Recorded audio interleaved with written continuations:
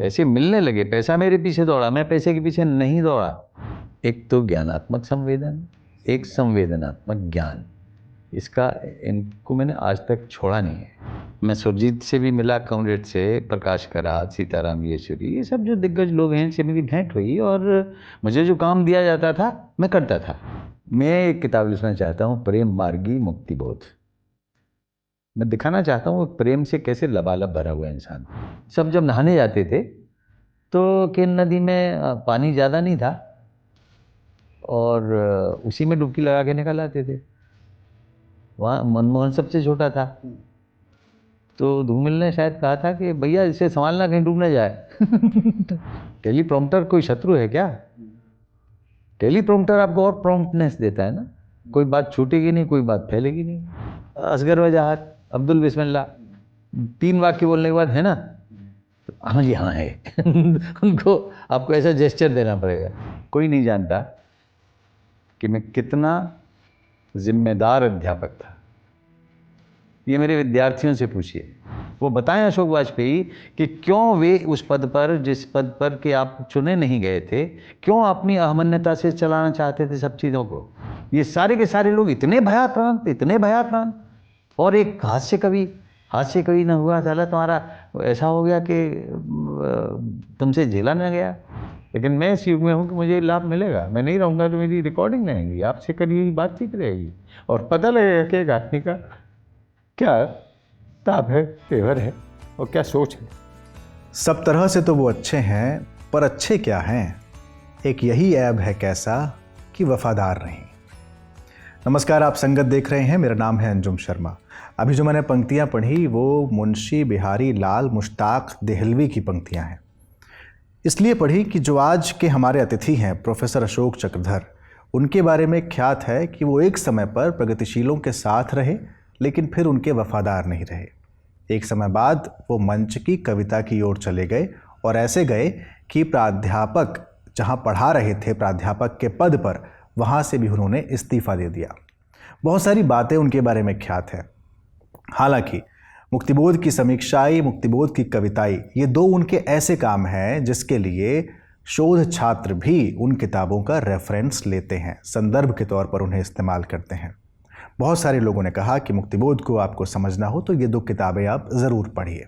इसके अलावा E.H. Car की किताब का अनुवाद इतिहास क्या है, हम सब लोगों ने पढ़ा ही है। 1951 की पैदाइश है खुर्जा में, उसके बाद मथुरा, हाथरस, कई शहरों में रहे, दिल्ली आए, यहाँ पर SFI और CPM के मेंबर रहे। एक प्रगति नाम की संस्था बनाई, उसके लिए पोस्टर बनाया करते थे। जामिया मिलिया इस्लामिया चले गए, पहले प्राध्यापक पद पर गए, फिर इस्तीफा दे दिया और बहुत सारी बातें उनके बारे में होने लगी। आज हम उनसे बात करेंगे और जानेंगे कि क्या उन्हें इस बात का मलाल रहता है कि इधर के लोगों ने उन्हें उधर जाने की वजह से स्वीकार्यता नहीं दी या अब छोड़ दिया। जिन जिन पदों पर गए बहुत विवाद भी हुए, उन विवादों पर भी बात करेंगे। बात ये भी करेंगे कि क्यों मंच की कविता को लेकर मुख्यधारा साहित्य में या अकादमिक जगत में एक दुराव रहता है। तो आज के हमारे अतिथि हैं प्रोफेसर अशोक चक्रधर। बहुत बहुत स्वागत है। धन्यवाद धन्यवाद। मैंने बहुत सारी बातें इसमें कह दी, दुराव की बात भी कह दी और इधर भी हैं और उधर भी हैं, ये भी मैंने कह दिया। अच्छा है, बहुत अच्छा है अंजुम। मैं आपका बड़ा मुरीद हूँ क्योंकि आप के कुछ साक्षात्कार मैंने देखे हैं। हाँ। आप जिस आत्मविश्वास से और गहराई से चीज़ों का आकलन करते हो और आकलन पहले कर चुके होते हो, तो मैं धन्यवाद देता हूँ आपको कि आपने मुझे अवसर दिया कि लोग कैसे सोच रहे होंगे उसका प्रातिनिधिक रूप पर मेरे सामने श्याम वस्त्रों में बैठा हुआ है। ऐसा नहीं है कि मैं तुम्हारे कुर्ते को उजला कर दूंगा, लेकिन तुम्हारे मन को तो कर दूंगा प्यारे। नहीं, इसलिए मेरा मन में कोई नहीं है, मन काला है भी नहीं। सुनिए, मैं ये बात सुनिए, अभी सुनिए। स्पष्ट कर दूं। मैं दो तीन बात बताता हूँ अपनी आपको। शुरुआत मैंने खुद मंच से की थी। मैंने खुद घनाक्षरी और कुंडलिया इन सब छंद में लिखना शुरू किया, और छंद में ही मैंने लिखना शुरू किया था। धीरे धीरे मैंने वो शायद छोड़ा, लेकिन लय बरकरार है। तो मंच को लेकर कोई ऐसा दुराव नहीं है, लेकिन हाँ, जिस तरह से गिरावट आई है वो तो है ही, इस पर मैं बात करूंगा। यहाँ से बात गिरावट तो मेरे प्यारे एक बिना पदचाप की आहट है। वो कब हो जाती है पता नहीं लगता, और कहाँ तक जाती है वो भी पता नहीं लगता। वो जगूड़ी ने एक जगह कहा है कि रोज़ सीढ़ियाँ उतरता हूँ पर नर्क ख़त्म नहीं होता। उतरने की भी कोई सीमा नहीं है और चढ़ने की भी नहीं। कोई अकारण चढ़ जाता है, कोई सकारण चढ़ता है, और उतरते वक्त कोई ये ध्यान नहीं देता कि सीढ़ी अगली वाली जो है वो ज़्यादा गहरी है, फिसल सकता है, सीधे तालाब में जाता है। तो वफादारी क्या है? वफादारी इसे परिभाषित एक व्यक्तित्व के हिसाब से अलग अलग कर सकते हैं। अलग अलग पैमाने आपको बनाने पड़ेंगे कई बार कुछ लोगों के लिए जो आपके पैमाने में फिट नहीं बैठते। तो जो कंडीशनड फ्रेमिंग है, जो कंडीशन रिफ्लेक्सेस हैं आपकी चेतना के, उनको तो मुक्तिबोध ने तोड़ा था। तो कौन वफादार नहीं रहा? आप कह रहे हो, आप माने कुछ लोग कह रहे हैं कि मैं वफादार नहीं रहा, और मैं कहता हूं वो वफादार नहीं रहे। सब्जेक्टिव मैटर है। सब्जेक्टिव मैटर है। इसके अलावा और मैं आपकी जानकारी के लिए बताऊं कि एसएफआई का मैं शुभचिंतक था, उनके साथ रहता था। मैं कभी एसएफआई का मेंबर नहीं था। एसएफआई सीपीएम के साथ प्रगति नाम से सीपीएम प्रगति एक अलग संस्था बनाई थी आप लोगों ने। प्रगति नाम से बनाई थी ना, उसकी बैक में कौन खड़े हैं ये अलग बात है, लेकिन मैं पदेन सदस्य या कभी नहीं रहा, न मैं सीपीएम का मेंबर रहा। पोस्टर बनाया करते थे अपने हाथ से आप? पोस्टर बना दूंगा मैं, आपके हंसिया हथौड़ा भी बना दूंगा आपकी पीठ पे। बहरों की पीठ पे मैं गेरुआ रंग कर दूंगा, करूंगा ना। मैं आपके साथ आ रहा हूँ, मैं आपके भविष्य का मेंबर हूँ। लेकिन भविष्य के मेंबर को आपने अपने चैम्बर से उतार दिया तो मेंबर बनने से रह गया, है ना। दरअसल क्या है कि हम अपने उन सब साथियों के बीच में एक चेतना के साथ जुड़े थे, और उस चेतना के जो मुख्य द्वार थे, एक का नाम था सुधीश पचौरी, एक का नाम था करण सिंह चौहान। इन दो दरवाज़ों से मैं उसमें प्रविष्ट हुआ था। और सुधीश पचौरी तो मेरे बड़े भाई की तरह थे, हैं और सदा रहेंगे। उसका कारण पारिवारिक भी है और एक स्नेहिल संबंध भी है, और ये भी है कि मेरी माँ और उनकी माँ बहुत प्रारंभ में, उनकी माँ दूसरी वाली, पहली माँ को भी, हाँ पहली माँ को भी जानती थी मेरी माँ। तो बहरहाल सुधीश मेरे लिए बहुत बड़े आत्मीय थे, और सुधीश को मैं जानता था कि उनका पहले रुझान तो वे ही थे जो अटल बिहारी वाजपेयी के भाषण में मुझे ले गए थे। हाथरस में चुनाव प्रचार के दौरान अटल जी आए थे और वो ले गए थे कि देखो कला क्या होती है बोलने की।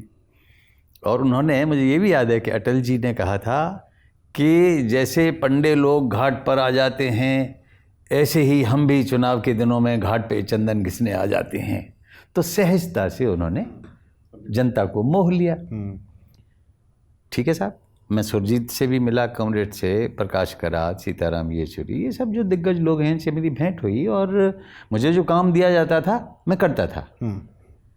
करण सिंह चौहान ने तो कह दिया था कि ये तो हमारा हनुमान है, इससे जो कह दो वो कर देगा, है ना। और उसकी क्या चलाई, मतलब न तो मुझे कोई पद चाहिए, न मुझे पैसा चाहिए, न मुझे नौकरी चाहिए। उस टाइम पर नहीं चाहिए था। उस टाइम पे नहीं चाहिए थी। देखिए पैसा क्या है, एक बड़ी रिलेटिव टर्म है। पैसा, मैं अभी पढ़ रहा था कि वो जो जिन्होंने सेपियंस नाम की किताब लिखी है, हरारी ने, हाँ युval नोआ हरारी, उन्होंने लिखा है कि पैसा सबसे विश्वसनीय साथी है, उस पर भरोसा कर सकते हो, बाकी सब झूठे हैं। तो पैसा एक बिल्कुल अलग बातचीत करने का विषय है, वो किसके पास है और किसके पास नहीं है, इससे अंतर पड़ता है। करूंगा, इस पे बात इस करूंगा। पे बात कर लेंगे हाँ, आगे। चूंकि तो अपने अभी एक तो मैंने जवाब दे दिया आपको कि मैं वफादार नहीं, ठीक है सर? हाँ देना पड़ेगा ना भाई। हाँ हाँ, बिल्कुल बिल्कुल देना पड़ेगा, बिल्कुल देना पड़ेगा। इधर का भी रहे उधर का भी रहे। मैं तो पूरे संसार का रहना चाहता हूँ। मेरे मन में अभी तुमने देखा मैं योगाभ्यास कर रहा था, मैं सबको क्षमा करता हूँ। मैं आकाश उतारता हूँ ऊपर से, जब मैं पीछे हाथ ले जाता हूँ ऊपर उठाता हूँ, आकाश उतारता हूँ अपने अंदर कि इसको सबको माफ कर। क्षमा करता हूँ मतलब जो बहुत निकट हैं, जो मुझसे बहुत उम्मीदें रखते हैं, तो गलत उम्मीदें गलतियां तो रखते आपसे हैं। भी हुई होंगी। गलती क्यों ना करेंगे भाई? हाँ। गलतियों के पुलिंदे हो सकते हैं, पर आपकी नज़र में अगर मैं अपने लिए, अपने अंदर के लिए, अपने आप से के सामने खड़ा होने में डरूंगा और मैं सोचूंगा मैं बहुत गलत आदमी हूँ, उस दिन मर जाऊंगा। आपके कहने से मैं गलत नहीं हो जाऊंगा। तो इधर का उधर का एक सेतु भी तो चाहिए ना। उधर उधर ही बना रहे, इधर इधर ही बना रहे, कौन किधर बना रहे, जो चाहे जिधर बना रहे। इससे तो अधर जो है तुम्हारे थरथराने लगेंगे और तुम्हारा जो अधर है नीचे वो हिल जाएगा। इसलिए हमारा जो हरारे ने भी कहा है कि हमें जो सबसे बड़ी नियामत हमारी विकास में थी वो था हमारा बात करना, संवाद करना। अगर हम संवाद करेंगे तभी हम आगे चलेंगे। तो हमारी सभ्यताओं का विकास, मनुष्य जाति का विकास और हमारा इतिहास परस्पर बातचीत करने से ही बना है। चूँकि बातचीत की आपने बात कर दी, एक होता है वाचक और एक होती है वाचिक परंपरा। आपने अपनी पुस्तक मंच मचान में लिखा कि मैं दोनों के बीच गोता लगाना चाहता हूँ, वाचक और वाचिक परंपरा के बीच। ये गोता लगाने की बात, दोनों के बीच की बात क्यों? ये वही सेतु वाली बात है जो भी आप कर रहे थे। जी बिल्कुल ठीक कहा आपने।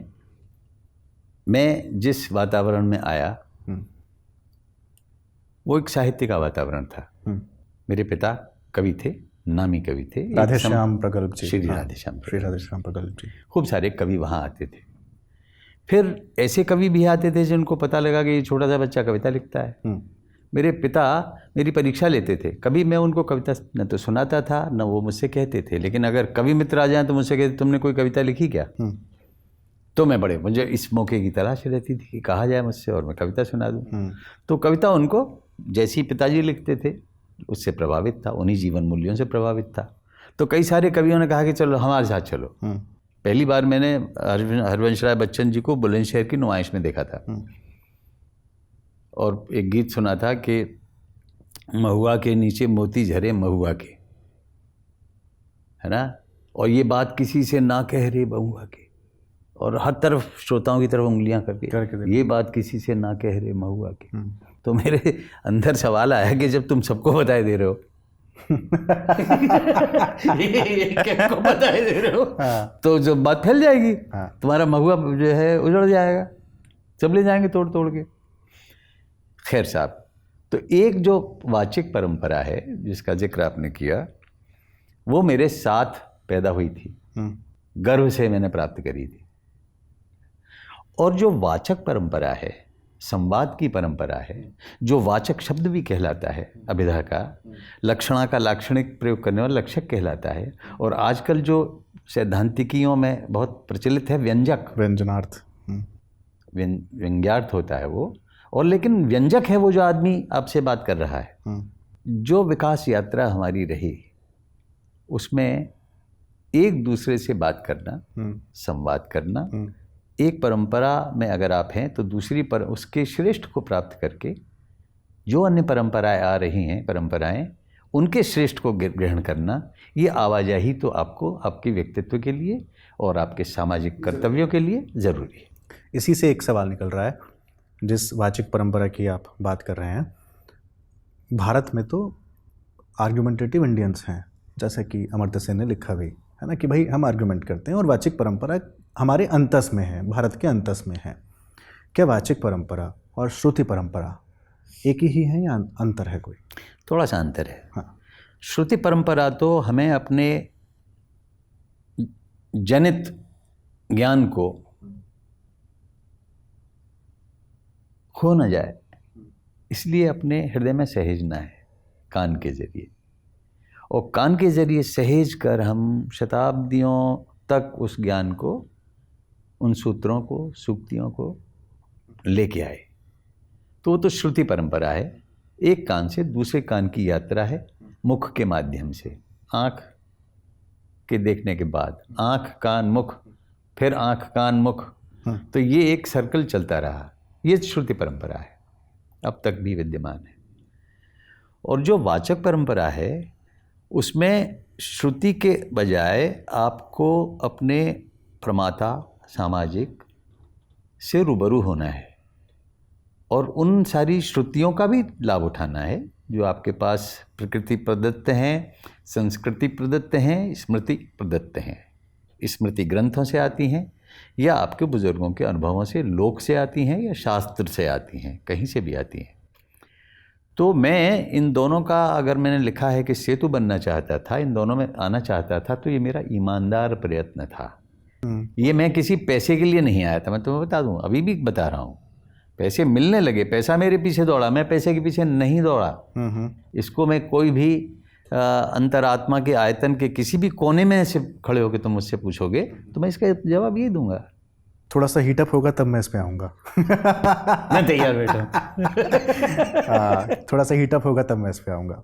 उससे पहले आपने थोड़ी देर पहले पिताजी का अपने जिक्र किया, श्री राधे श्याम प्रगल्भ जी, कवि हृदय व्यक्ति, और उनका जाहिर सी बात है आपके ऊपर प्रभाव बहुत ज़्यादा पड़ा ही होगा। घर में आपके बहुत सारे कवियों का आना जाना लगा रहा।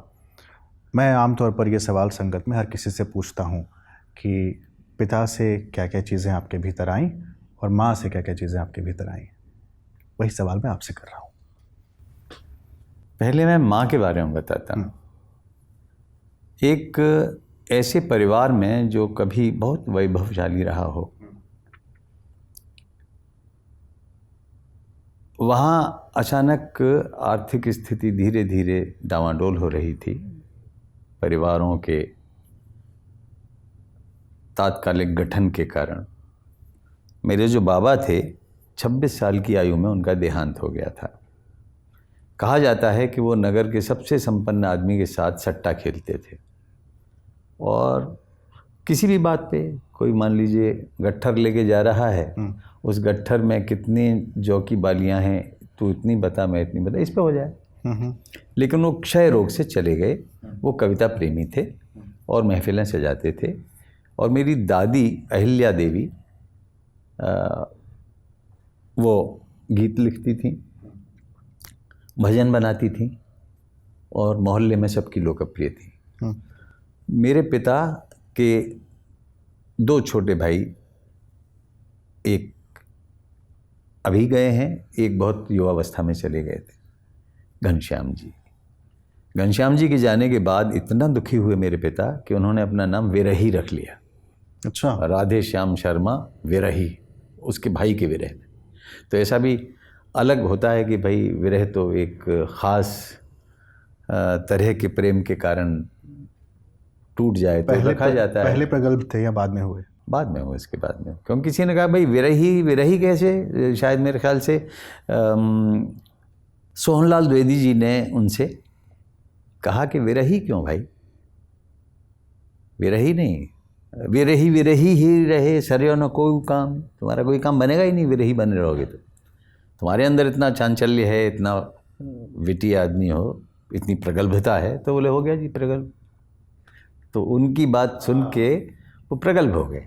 लेकिन मेरी माँ, जिनके बारे में मैं बात कर रहा था, एक हेडमास्टर की बेटी थी, अपनी गली में खुर्जा में सबसे ज़्यादा पढ़ी लिखी थी, हाई स्कूल पास थी और वो मुझे पढ़ाती थी। मेरे पिता ने मुझे पढ़ाया नहीं उस तरह से, कभी नहीं पढ़ाया, मेरी माँ ने पढ़ाया। तो कक्षा 3 तक तो मैं स्कूल ही नहीं गया। तो माँ जो है, फिर धीरे धीरे उनके अंदर और चेतना आई, उन्होंने इंटर किया, फिर बीए भी करना चाहा। वो तो शायद मेरे ख्याल से हो नहीं पाया, लेकिन इंटर उन्होंने किया। और इंटर जब किया ना, तो मैंने उनको पढ़ाया। तब मैं बीए कर रहा था, वो इंटर कर रही थी। और ऐसा हो जाता था कि तू पढ़ा मुझे, मैं एक ऐसा विद्यार्थी जिसे बहुत सारे नंबर लाने, सबसे ज़्यादा लाने, उसको पढ़ना बहुत ज़्यादा है। मैं कहता नहीं मम्मी, मैं अभी आप पढ़ लो, अपने आप पढ़ लो। तो उन्होंने एक दिन खाना खिला रही थी तो बेलन उठाया मेरे ऊपर। अब वो पति को मारने के लिए होता है, बेटे के लिए मारूंगी अगर तुमने नहीं पढ़ाया मुझे समाज शास्त्र। बैठो। पता नहीं मारा नहीं उन्होंने। तो उनके अंदर जानने की कामनाएं बहुत रहती थी, और अपनी गली की वो मुखिया रहती थी, सब उनसे सलाह लेते थे और वो न्याय संगत बात करती थी। तो बात तो ये, तो पिता से मैंने लिया भाषा ज्ञान और प्रस्तुति कला और मानवतावादी दर्शन, और गांधी से प्रेम, अपने देश की महान विभूतियों के बारे में उन्होंने कविताएं लिखी थी, वो मुझे कंठस्थ हुआ करती थी। उनकी कविताएं भी मुझे याद रहती थी, और 2 पंक्तियां तो मैं हमेशा बताता हूँ, अभी बता देता हूँ जी। आगे अवसर नहीं मिलेगा, दूसरे भी बताते। उनकी 2 पंक्तियां हैं कि दिन के उजेरे में न करो कोई ऐसा काम, नींद जो ना आए तुम्हें रात के अंधेरे में, और रात के अंधेरे में न करो कोई ऐसा काम, मोह जो तुम छिपाते फिरो दिन के उजेरे में। वाह। 12 साल की उम्र के आसपास से आप लगातार मंच पर पढ़ रहे थे, लेकिन बीच में एक दौर ऐसा आया जब आप मंच से दूर हुए। 68 से 78 के बीच आपने इस परंपरा को दूर से देखा। आप पहल, उत्तरार्ध और वामा जैसी पत्रिकाओं में छपे, जैसा आपने इसमें लिखा है। वाम पत्रिकाओं में जैसे आप छपे। जब आप पहल, उत्तरार्ध और वाम पत्रिकाओं में छप रहे थे, तब आप वाचिक परंपरा को दूर रहकर किस तरह देख रहे थे? कैसे विचार थे मंच को लेकर आपके मन में? मंच को लेकर मेरे मन में विचार ये था कि ये कवि जीवन को जानते कम हैं, और प्रेम में भी जो एक गलदश्रु भावुकता है उससे सने रहते हैं। भावुकता के पार जो प्रेम खेत खलिहान में होता है, मिल कारखाने में होता है, उसको नहीं देख पाते। हमारे कर्म के दौरान जो प्यार का स्फुरण होता है, एक दूसरे के से कंधे से कंधा मिलाकर जो होता है, उसके बजाय ये बहुत अलग तरह के कल्पना लोक में है, और इनके अंदर से रीतिकाल जा नहीं रहा है। हालांकि रीतिकाल के बारे में धारणाएं बाद में बदली, सुधीश की किताब, मुकेश की किताब देख के, और वैसे भी हम स्त्री विमर्श नहीं करते थे उस समय। हम जिस विमर्श में जीते थे वो हमारी आज़ादी को अक्षुण्ण रखने वाले, हमें अपने जीवन मूल्यों को बनाए रखना है, इसके विमर्श अधिक होते थे। अगर हमारे अंदर कोई जातिवाद था भी तो उसमें एक शांतिपूर्ण सह अस्तित्व जैसा था, ऐसा नहीं था कि बहुत ज़्यादा लड़ाई झगड़े होते थे। सन 68 में मुझे पुस्तक मिली जो सुधीश देके गए थे मुझे, नई कविता का आत्मसंघर्ष तथा अन्य निबंध।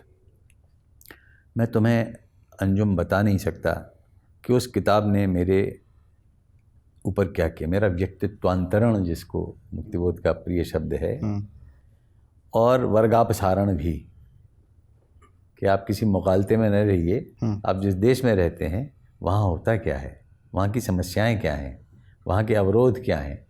और 2 शब्द युग्म जो मुझे मिले, एक तो ज्ञानात्मक संवेदन, एक संवेदनात्मक ज्ञान। इनको मैंने आज तक छोड़ा नहीं है। मैं उस कवि सम्मेलन में जाते हुए देखता था कि दिल लोगों के लिए अलग है और दिमाग लोगों के लिए अलग है। ठीक। जो मुझे पता लग गया कि नहीं, दिल दिमाग से अलग नहीं है और दिमाग दिल से अलग नहीं है। उसको मैं कभी कभी जब आम लोगों के बीच में बैठा होता हूँ तो बिना मुक्तिबोध का नाम लिए बोलता हूँ, एक होता है दिल, एक होता है दिमाग आपके लिए, लेकिन एक होता है जो दिल होता है ना, वो दिमागात्मक दिल होता है और दिलात्मक दिमाग होता है। मैंने ज्ञानात्मक संवेदन और संवेदनात्मक ज्ञान को लगा कि ये इस तरह से ज़्यादा जल्दी संप्रेषित होगा, दिलात्मक दिमाग और दिमागात्मक दिल। तो मेरा जो दिमागात्मक दिल था और दिलात्मक दिमाग था, वो उस किताब में पाई हुई आग को लेके और पुराने झाग बिठा के एक नए राग को गाता हुआ बढ़ रहा था। तब मुझे ये सारे के सारे जो काव्य की आत्मा बताने वाले हमारे पूर्वज थे, भामा, दंडी, रुद्र, उद्भट, मम्मट, झटपट, जो भी बता गए हमें, जो भी हमको दे गए, उसमें हर चीज़ एक छतरी के नीचे बैठ के घोषित किया जाता था, मैं अलंकारवादी हूँ, मैं रीतिवादी हूँ, मैं वक्रोक्तिवादी हूँ, मैं रसवादी हूँ, मैं औचित्यवादी हूँ, मैं वक्रोक्तिवादी हूँ। तो मुझे कुंतक ज़्यादा अच्छे लगते थे। वक्रोक्तियाँ, विचित्रैवाभिधा, विचित्र विधा, विचित्र विधा के माध्यम से तुम बात कहो वो जो कि समाज के लिए समय ज़्यादा आवश्यक है। और ध्वनि अच्छी लगती थी, ध्वनि सिद्धांत। लेकिन यहाँ तो बात ही, यहाँ तो ढोल नगाड़े अलग बज गए मुक्तिबोध के द्वारा। ये सारे के सारे आत्मा परक चिंतन धाराएं जो थीं वो पीछे छूट गईं। एक झटके में मैं चकरघन्नी खाने लगा, घूर्णावर्त, शतघूर्णावर्त, ये भी मुक्तिबोध को पढ़ के। और अभी तक मैंने रचनात्मक नहीं पढ़ा था, मैंने तो समीक्षा की किताब पढ़ी थी। हाँ हाँ, अभी तक कविताएं पढ़ी ही नहीं थी। नई कविता का आत्मसंघर्ष पढ़ रहे थे। नई कविता का आत्मसंघर्ष वो तो दिल्ली आने के बाद पढ़ी। और दिल्ली भी जब आया मैं, तो किन स्थितियों में आया वो एक बहुत ज़्यादा व्याख्या करने की बात नहीं है। हमारा प्रेस बिकने की कगार पे आ रहा था, कंपोजिटर फ़ॉन्ट चुरा के चले जाते थे, और मैं जो संभाले हुए था तो पराश्रयी हो गए थे मेरे पिता, और मैं निर्मम होकर छोड़ के चला आया, क्योंकि मुझे तो कुछ नई चीज़ें पुकार रही थी, जिनमें मुझे पुकारती हुई पुकार खो गई कहीं। प्रलंबिता अंगार रेख सी खिंची, वो अंगार रेख सी खिंचने के बाद एक डोरी मुझको खींच लाई दिल्ली। पर दिल्ली में पहले मैं वहाँ गया जहाँ मेरे पिता ने भेजा था, जिनको हम ताऊ जी कहते थे, गोपाल प्रसाद व्यास, और जिनको विभागाध्यक्ष थे स्नातक जी, विजेंद्र स्नातक। और मैंने आज्ञा पालन करते हुए दोनों के पैर छुए, उनके भी पैर छुए, उनके भी पैर छुए। और वो दोनों के दोनों मेरे पिता को बहुत प्यार करते थे। लाल किले के कवि सम्मेलन में पिता आते थे तो मैं उनको ताऊ जी कहता था। उनसे पहली बार मिला था स्नातक जी से, तो वो बोले कि चिंता मत कर बेटा। यानी मेरे लिए नौकरी कोई महान चीज़ नहीं थी, ऐसा उन्होंने जताया। और थी भी, मैंने टॉप किया था लगभग। मुक्तिबोध को जब आप पढ़ रहे थे तो पढ़ते हुए आपने एक जगह लिखा कि मुक्तिबोध के अध्ययन ने एक नई तरह की दुनियादारी विहीन समझदारी दी, जबकि मुक्तिबोध तो दुनियादारी को समझने की समझदारी देते हैं। आप कह रहे हैं दुनियादारी विहीन समझदारी दी। दुनियादारी विहीन समझदारी इसलिए क्योंकि दुनियादार अगर होते तो वो भी अज्ञेय पंथियों की तरह और अज्ञेय की तरह 11 नौकरियां ना, एक नौकरी पे जम जाते, एक अड्डा जमाया है तो जमाए रखते। उन्होंने 11 नौकरियां छोड़ी, नहीं बनी बात, नहीं बनी तो छोड़ दिया। तो वो कई बार कहते हैं ना, नामंजूर मुझको ज़िंदगी की शर्म की सी शर्त नामंजूर, तो वो भी करते हैं। और दुनियादार होते तो शर्तें मंजूर कर लेते। ये क्योंकि बच्चे पालने हैं, ये भी ब्रैकेट में लिखते हैं, क्योंकि घर में संकट है। तो उन्होंने अपने परिवार को कभी बहुत सुख दिया हो, प्रेम का दिया। और मेरा संकल्प है, तुम बाद में पूछा करते हो, मुझे मालूम है कि आप कैसा काम है जो भाई अभी तक नहीं कर पाए और आगे करना चाहते हो और आप करेंगे। हाँ, एक मैंने देखा है, तुम्हारा आखिरी सवाल ये होता, पेट एकदम बिल्कुल निश्चित था। तो मेरा यह है कि मैं प्रेम मार्गी मुक्तिबोध नाम की किताब लिखूंगा। मतलब अंतिम सवाल पहले ही हो गया। मैं एक किताब लिखना चाहता हूँ, प्रेम मार्गी मुक्तिबोध। अच्छा। हाँ। मैं दिखाना चाहता हूँ वो प्रेम से कैसे लबालब भरा हुआ इंसान था अपनी हर रचना में वो। और अब तो 8 खंडों में आ गया। मैंने तो सिर्फ एक किताब देखी थी, मुक्ति चांद का मुँह टेढ़ा है, एक थी साहित्यिक की डायरी, एक थी ये, उसके बाद नए साहित्य का सौंदर्य शास्त्र आया था। तो वो तो तब तक तो मैं रचनावली आ गई। हाँ, फिर तो रचनावली आ गई। मैं इन 3 के ही आधार पे बिना उनसे मिले, और मैंने किसी से बात भी नहीं करी उनके बारे में। ले दे के एक बार शमशेर बहादुर सिंह जी से बात हुई थी मेरी, क्योंकि उसकी भूमिका उन्होंने लिखी थी। तो वे दुनियादारी में भी थे और नहीं भी थे। अब आगे पूछिए। मुक्तिबोध के मैं 3 रचना प्रक्रिया या फिर कला के 3 क्षण, उस पर थोड़ा बात करना चाह रहा हूँ आपसे। पहला तीव्र अनुभव, दूसरा उस अनुभव का मूल से हट जाना और फैंटेसी का आ जाना, और फिर उस फैंटेसी का शब्दबद्ध होना, शब्दों के बीच में आ जाना। ये मुक्तिबोध ने कला के 3 क्षण बताए हैं। जबकि एक साहित्यिक की डायरी में मुक्तिबोध पहले क्षण को अनुभव का क्षण कहते हैं, जबकि नई कविता के आत्मसंघर्ष में उसको उद्घाटन क्षण कहते हैं। एक ही व्यक्ति है, 3 कला के क्षण एक ही हैं, लेकिन 2 किताबों में अलग अलग नाम मिलते हैं। इस पर पर्याप्त बहस हुई है, लेकिन फिर भी मैं आपसे जानना चाहता हूँ, ये 2 अलग अलग नाम क्यों हैं? देखिए, उद्घाटन और अनुभव ये एक ही चीज़ है। उद्घाटन रचना के संदर्भ में है, अनुभव जीवन के संदर्भ में है। आप जीवन से अनुभव लेते हैं जिसको वो जीवनानुभव कहते हैं। और वो जो कौंध आती है, उद्घाटन होता है, वो सौंदर्यानुभव है। तो जीवनानुभव बरक्स सौंदर्यानुभव, इन दोनों में आवाजाही होती रहती है।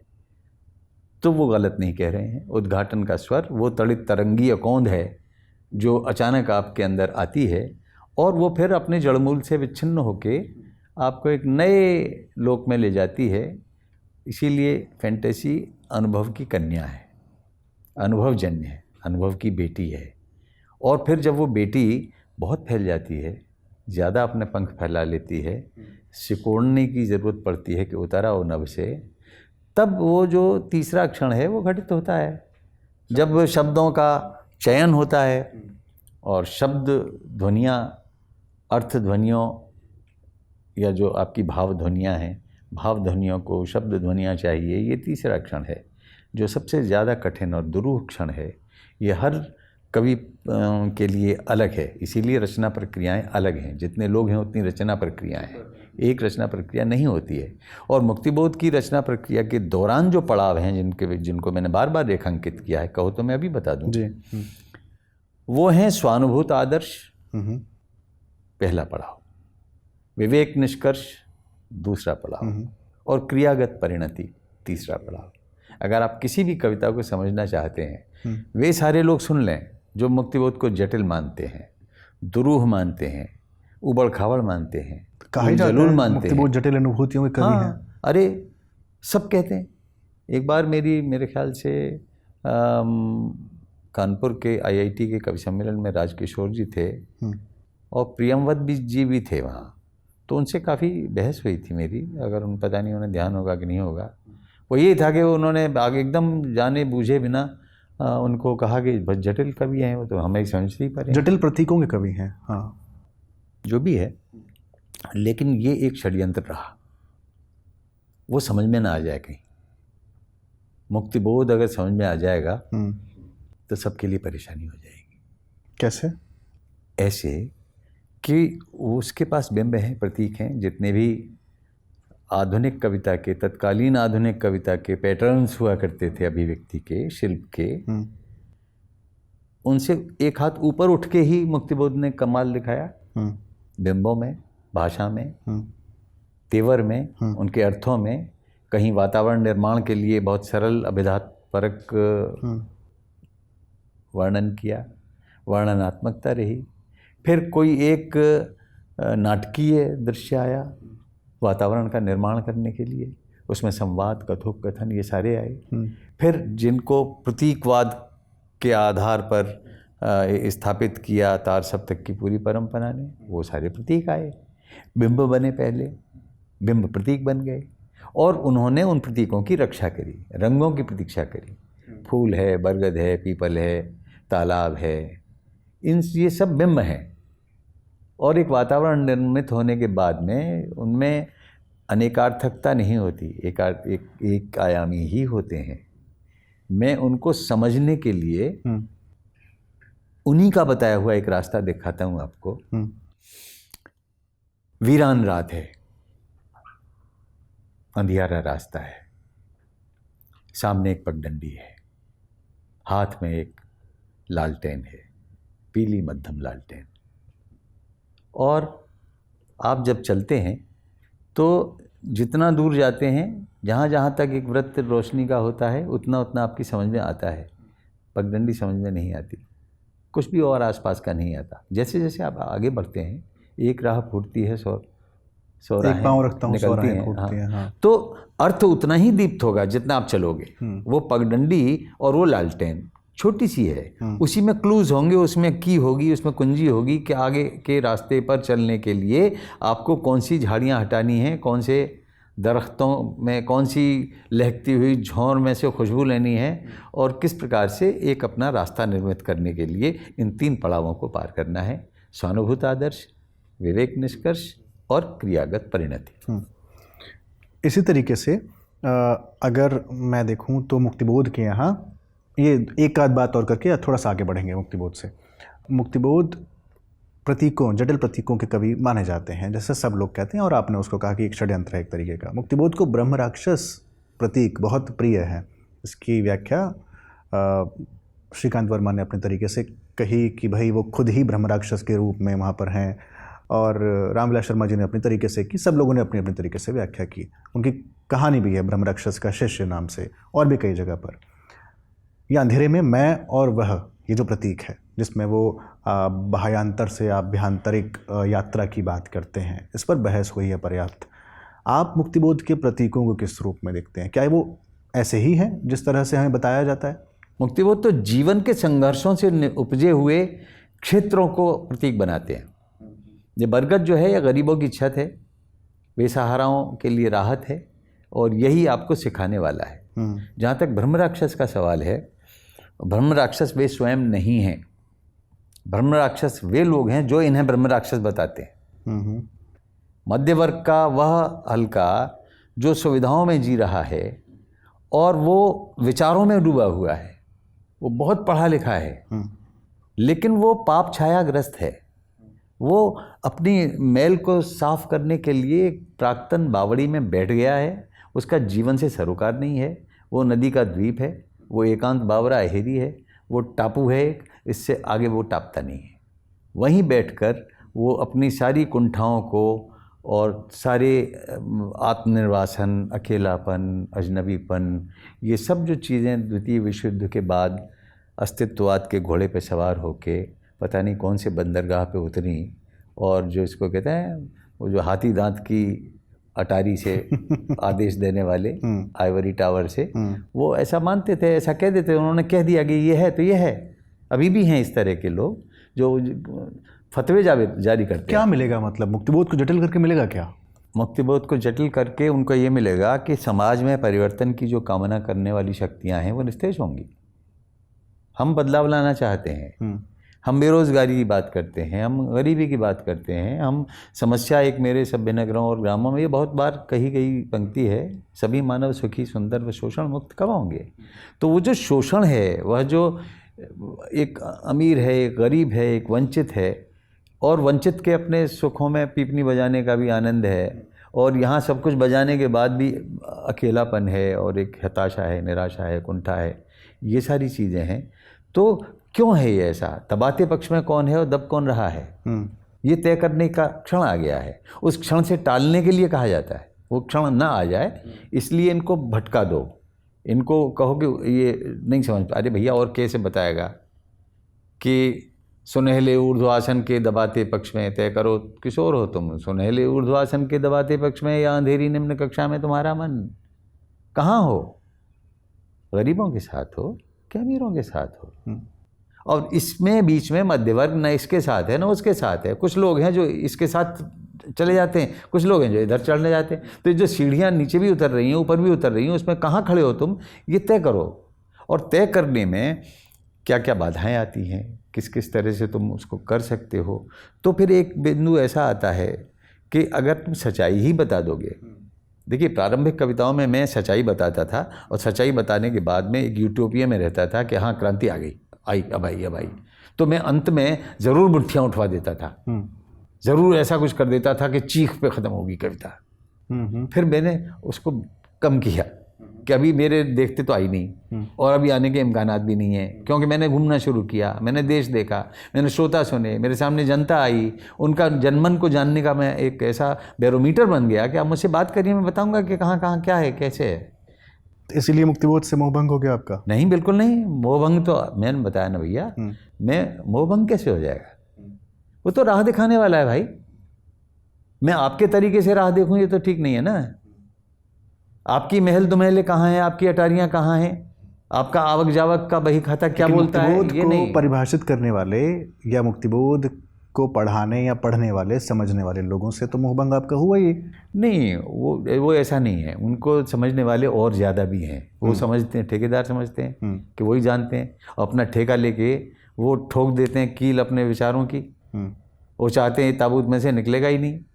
मुक्तिबोध भविष्य के कवि हैं, वो कुछ भी नहीं रहेगा तब मुक्तिबोध रहेंगे साहित्य में, क्योंकि उनको समझने वाले होंगे। और अगर हम उनको समझने ही नहीं देंगे तब दिक्कत होगी। उन्हें किसी से दिक्कत थोड़ी है कि भाई आप कितना कैसा जीवन बिता रहे हो। क्या ये ज़रूरी है कि आप गरीब के समर्थक हैं तो फटे वस्त्रों में रहें? ज़रूरी ये है कि आप अपनी बात को, अगर उनके पास धर्म एक ऐसा औजार है जिससे वो जी पाते हैं, तो मत करो विरोध। उन्होंने नहीं किया। मानव के तुलसी वन की बात कर रहे हैं, कितने राम उनकी कविता में आ जाते हैं। क्यों दुख है? क्यों हमारी दर्द की सीता दुखी है? ये सवाल मैंने इसलिए भी आपसे पूछा क्योंकि एक समय पर बांदा में एक सम्मेलन हुआ और वहाँ पर आपके साथ, या आप जिनके साथ थे, क्योंकि आप सबसे संभवतः सबसे छोटे थे और आपसे छोटे संभवतः मनमोहन रहे होंगे। बिल्कुल ठीक कहा आपने, बहुत अध्ययन किया है। उस समय धूमिल, महादेवी वर्मा, उनको आना था वो नहीं आ पाई, शिव कुमार मिश्र, नागार्जुन, ये तमाम लोग वहाँ पर, बड़े नाम सारे, उद्भ्रांत, कर्ण सिंह चौहान, सुधीश पचौरी, ये सारे लोग वहाँ पर थे। जब आप इन सब लोगों के साथ में रहे हैं, इन सब लोगों के साथ में आपने इतना समय व्यतीत किया, तो क्या हुआ अचानक कि आपको लगा नहीं काम करेगा ये? उन सब के साथ मैं आज भी हूँ, लेकिन वो एक मंच पे मेरे साथ होंगे भी तो कहीं कुछ ऐसे लोगों के पास जाएंगे जो आप उसका नाम ही नहीं लेंगे, बात ही नहीं करेंगे, क्योंकि मैंने उन्हें नंगा देख लिया। इसकी मुझे सजा और मिलेगी। जो इस प्रकार के लोग हैं, है ना। तो तुमने बहुत अच्छा याद दिलाया। ये जुलाई महीने में 23 से लेके यही महीना था शायद, बांदा में हुआ था, केन नदी के किनारे। एक उद्भ्रांत जी ने ही एक समूह चित्र भेजा, उसमें मैं भी हूँ सबसे अंतिम पंक्ति में, सुधीश जी के साथ मैं हूँ, फिर मेरे साथ रमेश रंजक हैं, उसी पंक्ति में असगर वजाहत खड़े हुए हैं। मज़े की बात क्या है, असगर वजाहत जामिया में मिले मुझे, वहाँ हमारी कोई बातचीत नहीं हुई। नौकरी लगवाई उन्होंने आपकी? उन्होंने राह दिखाई, सुधीश जी को बताया कि भाई हमारे यहाँ एक जगह भी है और इमरजेंसी का ज़माना था। मैं अपने मौसा जी के यहाँ आर्मी के एक घर में छिपा हुआ था। किसी तरह से सुधीश जी ने समाचार भिजवाया कि भाई ऐसा है, वहाँ कोई ख़तरा भी नहीं है, क्योंकि पुलिस मेरे पीछे थी, मेरा नाम था उनमें। तो मैंने कहा ठीक है। मैं तो बचने के लिए गया था कि भाई वहाँ सब सीपीआई के लोग थे, सीपीआई और कांग्रेस में कोई वो नहीं था, सब प्रगतिशील मिजाज रखने वाले उस समय थे। और जामिया मिलिया एक बिरादरी थी जो मथुरा रोड से आगे जाने को कहती थी हम शहर जा रहे हैं, वहाँ से बाहर नहीं निकलते थे। और बहुत अच्छे इंसान मुझे जामिया मिलिया में मिले। तो सुधीश को असगर कहीं मिले होंगे, उन्होंने कहा कि भाई ऐसा है, हमारे जो हेड ऑफ द डिपार्टमेंट है मुझे रिजवी साहब, वो मन आएगा तो 1 साल की छुट्टी ले लेंगे, अगर कोई मिल जाए ठीक ठाक आदमी जो उनका काम कर सके। तो मैं तो गया था इसलिए गए थे। ठीक। तो नौकरी देने का ये जो नया मुहावरा बना है ना कि इसको उसने दिलवाई, इसने उसको दिलवाई, ये मेरे ख्याल से ऐसा तो नहीं था। क्योंकि मुझे भाई ने मुझे बिल्कुल बिठाया अपने जामिया में। बांदा पे पहले आते हैं। हाँ चलिए, हाँ तो बांदा में ठीक है, तुम सही जगह लाके पटक देते, अब खड़े हो जाओ फिर चलो। हाँ बांदा पे आते हैं। ठीक है, बांदा में गिर जाता हूँ मैं, कोई बात नहीं। तो बांदा में क्या हुआ साहब कि हर तरह की काट वाले प्रगतिशील इकट्ठा हुए, और नए जो नक्सलवादी चेतना से जुड़े हुए हैं वे भी जो रूस को मानते हैं, वे भी जो चीन को मानते हैं, वे भी जो अपने देश के संदर्भ में रूस और चीन को जानते हैं, लेकिन हमारी अपनी समस्याएं हैं, हमारा अपना एक मंच होगा। इसलिए जुड़े थे कि भाई बिखरे हुए हैं जो वामपंथी, वो एक मंच पे आएँ, लेखक, और अपनी बात करें, एक संगठन बने।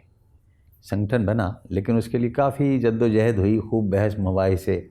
और धूमिल तो बनारसी ठाठ के साथ आए थे, जैसे रोमन लोग आते हैं ना, उनका अंग वस्त्र पीछे घिसटता हुआ जाता है, तो पीला कुर्ता पहने और एक सिलेटी सी जैकेट पहने हुए, लंबे लहीम शहीम, बनारसी बिल्कुल जैसे एक प्रसाद के पात्रों में से निकल के आया हुआ कोई जीवंत रोमन है। रोमन साम्राज्य के जैसी ठसक उनकी। तो वो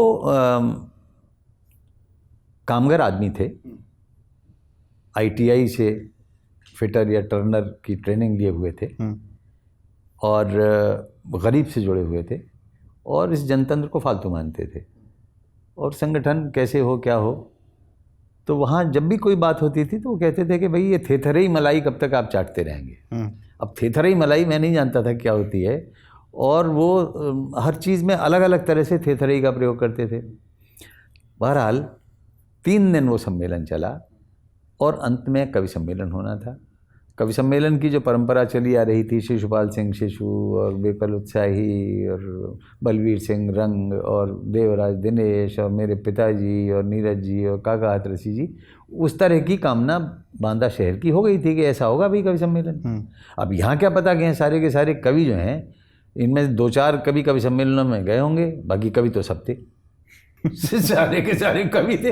हाँ। और नाम जब रंजीत जी को दिखाया, रंजीत थे जो संचालन कर रहे थे उसका, तो उनकी फहरिस्त बहुत लंबी थी। तो उसमें रमेश रंजक का भी नाम था, मेरा भी था, मेरे ख्याल 4-5 लोग जमे होंगे, बाकी तो सब जनता ने हूट कर दिया। हूट करना शब्द थोड़ा कोमल है, उससे ज़्यादा कर दिया। उससे ज़्यादा भी कुछ कर दिया। अच्छा। तो और फिर धूमिल संचालन करने लगे, धूमिल संचालन किया। अरे वाह। वो अपनी सारी छोटी छोटी कविताएं जनतंत्र को लेके, मादा भेड़िया को लेके, पूंछ को लेके, जो उनके बहुत ही ऐसी सूक्तियां हैं जो बाद में 1 दशक तक दोहराई जाती रहीं। मोचीराम के भी टुकड़े, यहाँ बांधो यहाँ घिसो, यहाँ जूते को आईना बनाओ, ऐसा किस्सा लगाओ। तो तीसरे दिन काफ़ी घमासान हो गया वहाँ पे और विमल कुमार थे शायद उनका नाम, उन कमीज अमीज उतार ली थी और मनमथनाथ गुप्त की किसी बात पे वो नाराज़ हो गए थे और बढ़े आगे बढ़े तो किसी तरह से रोका गया उनको। कोई शारीरिक क्षति किसी को भी नहीं हुई, स्पर्श भी शायद नहीं हुआ, लेकिन वाक युद्ध बहुत हो गया और एक भगदड़ मच गई और उनके खिलाफ सब ने वॉकआउट कर दिया। एक लेवल पे सब लोग बाहर आ गए। तब रंजीत जी और केदारनाथ जी सब उनको रूठे हुओं को, रूठने में मूल कारण ये था कि एक कानपुर के लेखक थे, उनके वक्तव्यों से करण सिंह चौहान ने उसका उत्तर दिया CPM की दृष्टि से।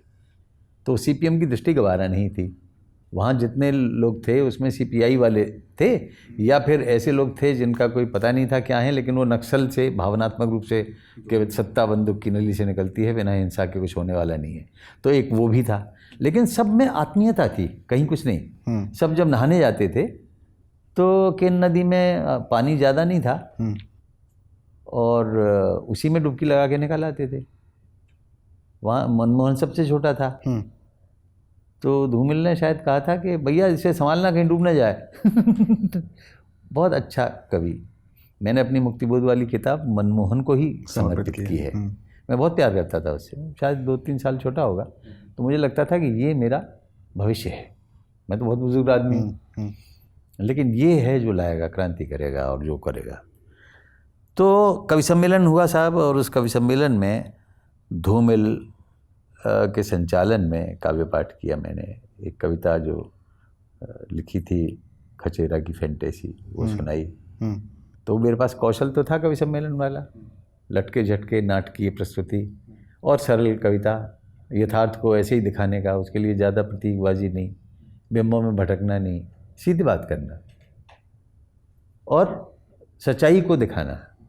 और फिर झोंक झोंक झोंके जा बॉयलर में कोयला, मशीन कुछ और तेज चला, चिंता जा दीवारें जो खड़ी होकर तुझ में ही थप्पड़ मारे, ताली ताली ताली ताली। मतलब मैंने एक ऐसे झटकामार तरीके से अपनी बात को कहा, लेकिन ये वो दौर था जब मैं कवि सम्मेलन छोड़ चुका था। वो तो एक आपद धर्म था जो मैंने निभा दिया अपने कौशल से। क्या क्या लटके झटके नाटकीयता कवि सम्मेलन के लिए या कविता पाठ के लिए ज़रूरी होती है, जैसा आपने भी कहा? जी हाँ, होती है। हमने भरत मुनि को नाट्यशास्त्र रचते हुए देखा है, काव्यशास्त्र नहीं। क्यों? एक समय पर नीरज, हरिवंश राय बच्चन और ये सब लोग पढ़ा करते थे। बात कर रहा हूँ, आप नीरज पे आ रहे हैं। मैं तो एक बात कह रहा हूँ कि यहाँ कौन सा लटके झटके और नाटकीयता थी? क्यों नहीं थी? देखिए, वाचक में कई प्रकार का अभिनय होता है, कायिक भी होता है, आंगिक भी होता है, वाचिक भी होता है। आप अपने स्वर के उतार चढ़ाव से ही नाटक कर सकते हो। तो स्वरों का आरोह अवरोह और पात्रानुकूल शैली का अपनाना, यही तो अभिनय है। तो मैं अपने आप को मानता हूँ, क्योंकि मेरी शुरुआत नाटक से ही हुई। मैं अपनी मौसियों को नाटक दिखाया करता था। जो नाना जी मुझे सिखाते थे गीता के बारे में, वो मैं साकार कर देता था चौपाल पे या किसी मौसी के यहाँ सामने, पात्र बन जाता था। कथ्य जरूरी है या प्रस्तुति? दोनों एक दूसरे के से चोली दामन का साथ है। कथ्य नहीं होगा तो प्रस्तुति कहाँ से होगी, आएगी? और प्रस्तुति नहीं होगी तो तुम्हारी पुस्तक बोलेगी, तुम मत बोलो।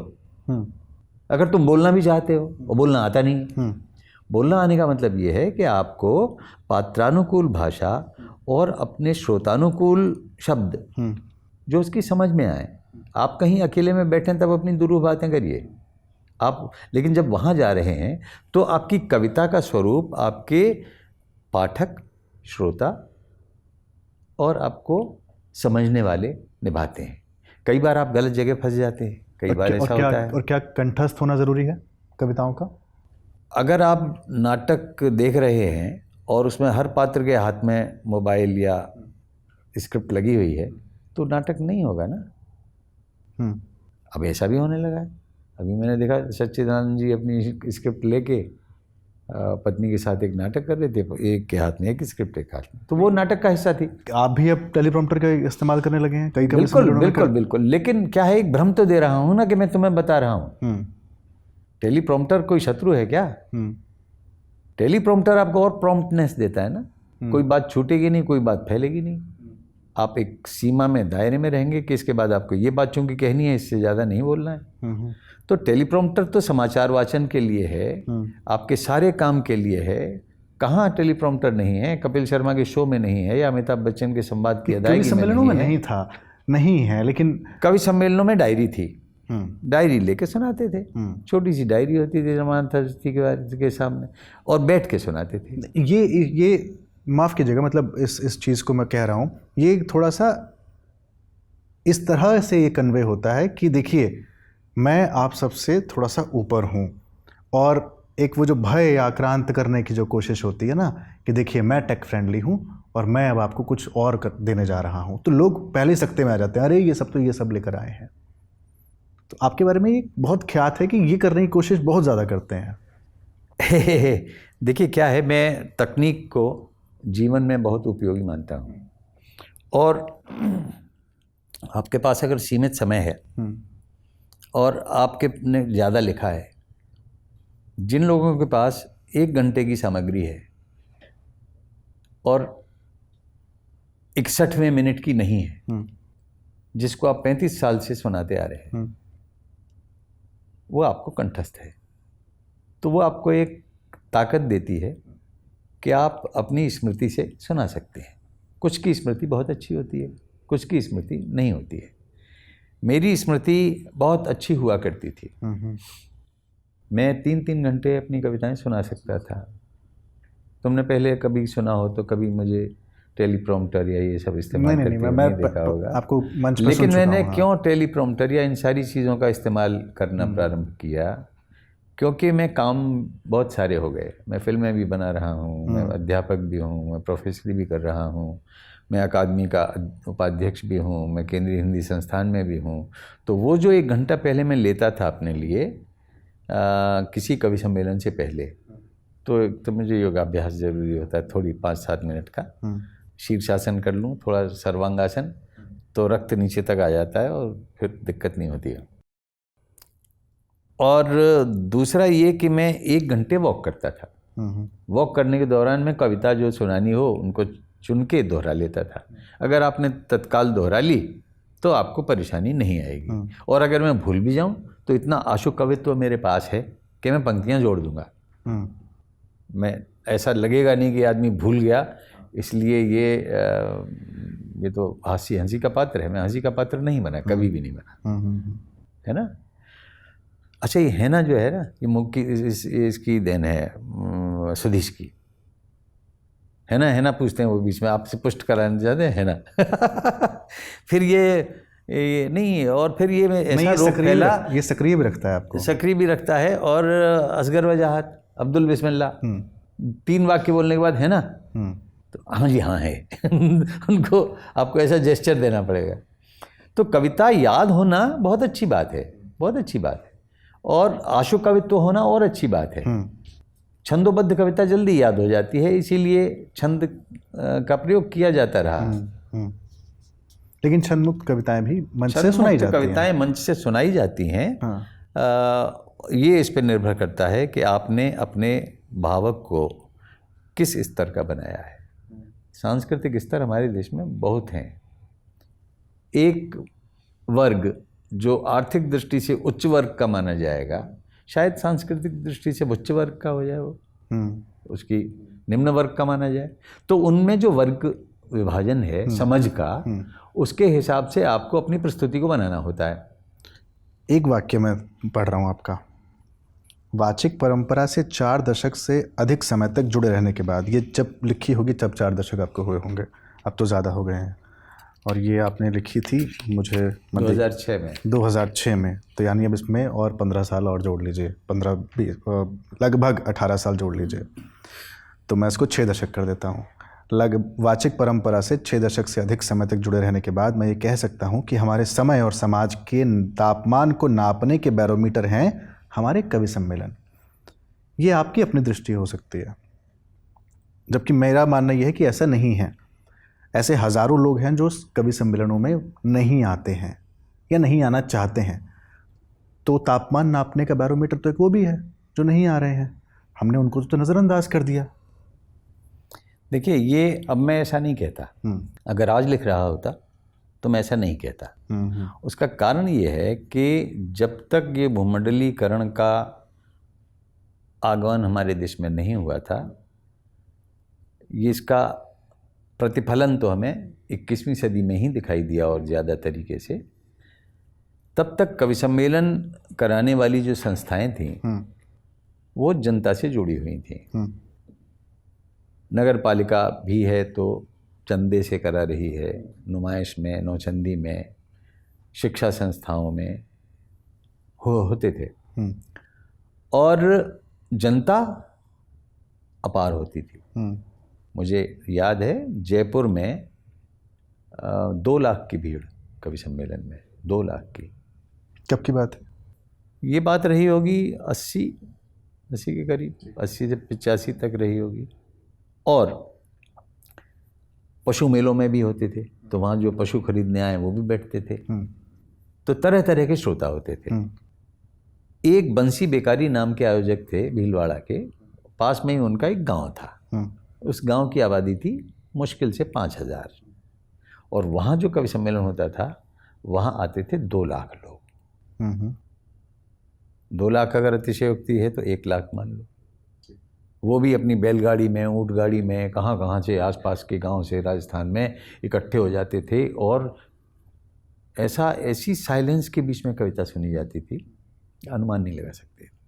तो मेरी वो कविताएं जिनके कारण मैं बिल्कुल अलग था, मैं पुरानी किसी धारा से जुड़ा हुआ कवि था ही नहीं। मैंने बेरोजगारी पर, महिलाओं के ऊपर होते अत्याचारों पर, मैंने ड्रग्स के खिलाफ, मैंने बहुत सारी तरह की कविताएं लिखी। ये सब आपके भीतर जागृत हुआ वो 68 से 78, वो जो 68 से 78 प्रगतिवादियों के साथ या प्रगतिशीलों के साथ रहने की वजह से के कारण वो मेरी मूल धारणा वहीं से आप कह सकते हैं। तो वो तो फाउंडेशन और स्ट्रांग होना चाहिए, छोड़ क्यों दिया फिर आपने वो सब?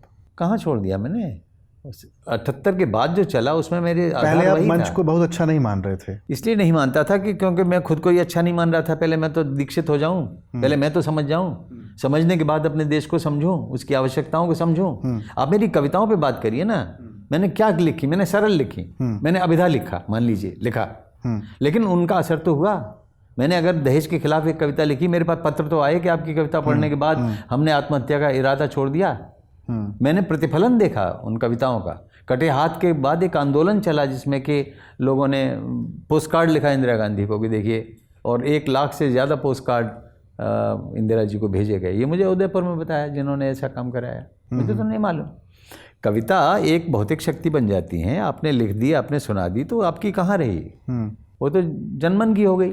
अब उस जनमन में कुछ लोग उसको कहेंगे सरलीकरण है, ये तो स्फीति है शब्दों की, ये तो भाई, तो मैं कहूँगा कि है, क्योंकि उस टाइम तो आप कह रहे थे कि ये जो कविताएं मंच पर सुनाई जाती हैं इनमें जनमन से कोई सरोकार नहीं है। तो मेरी कविता के बारे में थोड़ी कहा मैंने। मनोरंजन के नाम पर जो हो रहा है वो गलत है, ऐसा आपको उस समय लग रहा था? मैंने क्या अब जो सुनाई जा रही है उनका जनमन से सरोकार है? हाँ, क्या मनोरंजन आपको गलत नहीं लगता? मेरी हर कविता जनमन से सरोकार। आपकी बात नहीं कर रहा मैं एक मंच की बात कर रहा हूँ। तो उसमें क्या है भैया कि काजल, ये भी आपने अपने बारे में तो नहीं कहा। काजल की कोठरी में जाओगे तो एक आध दाग तो लगेगा, है ना। मतलब मैं मान जाता हूँ, आराम से परास्त कर देता हूँ मैं अपने आप को, मान लेता हूँ।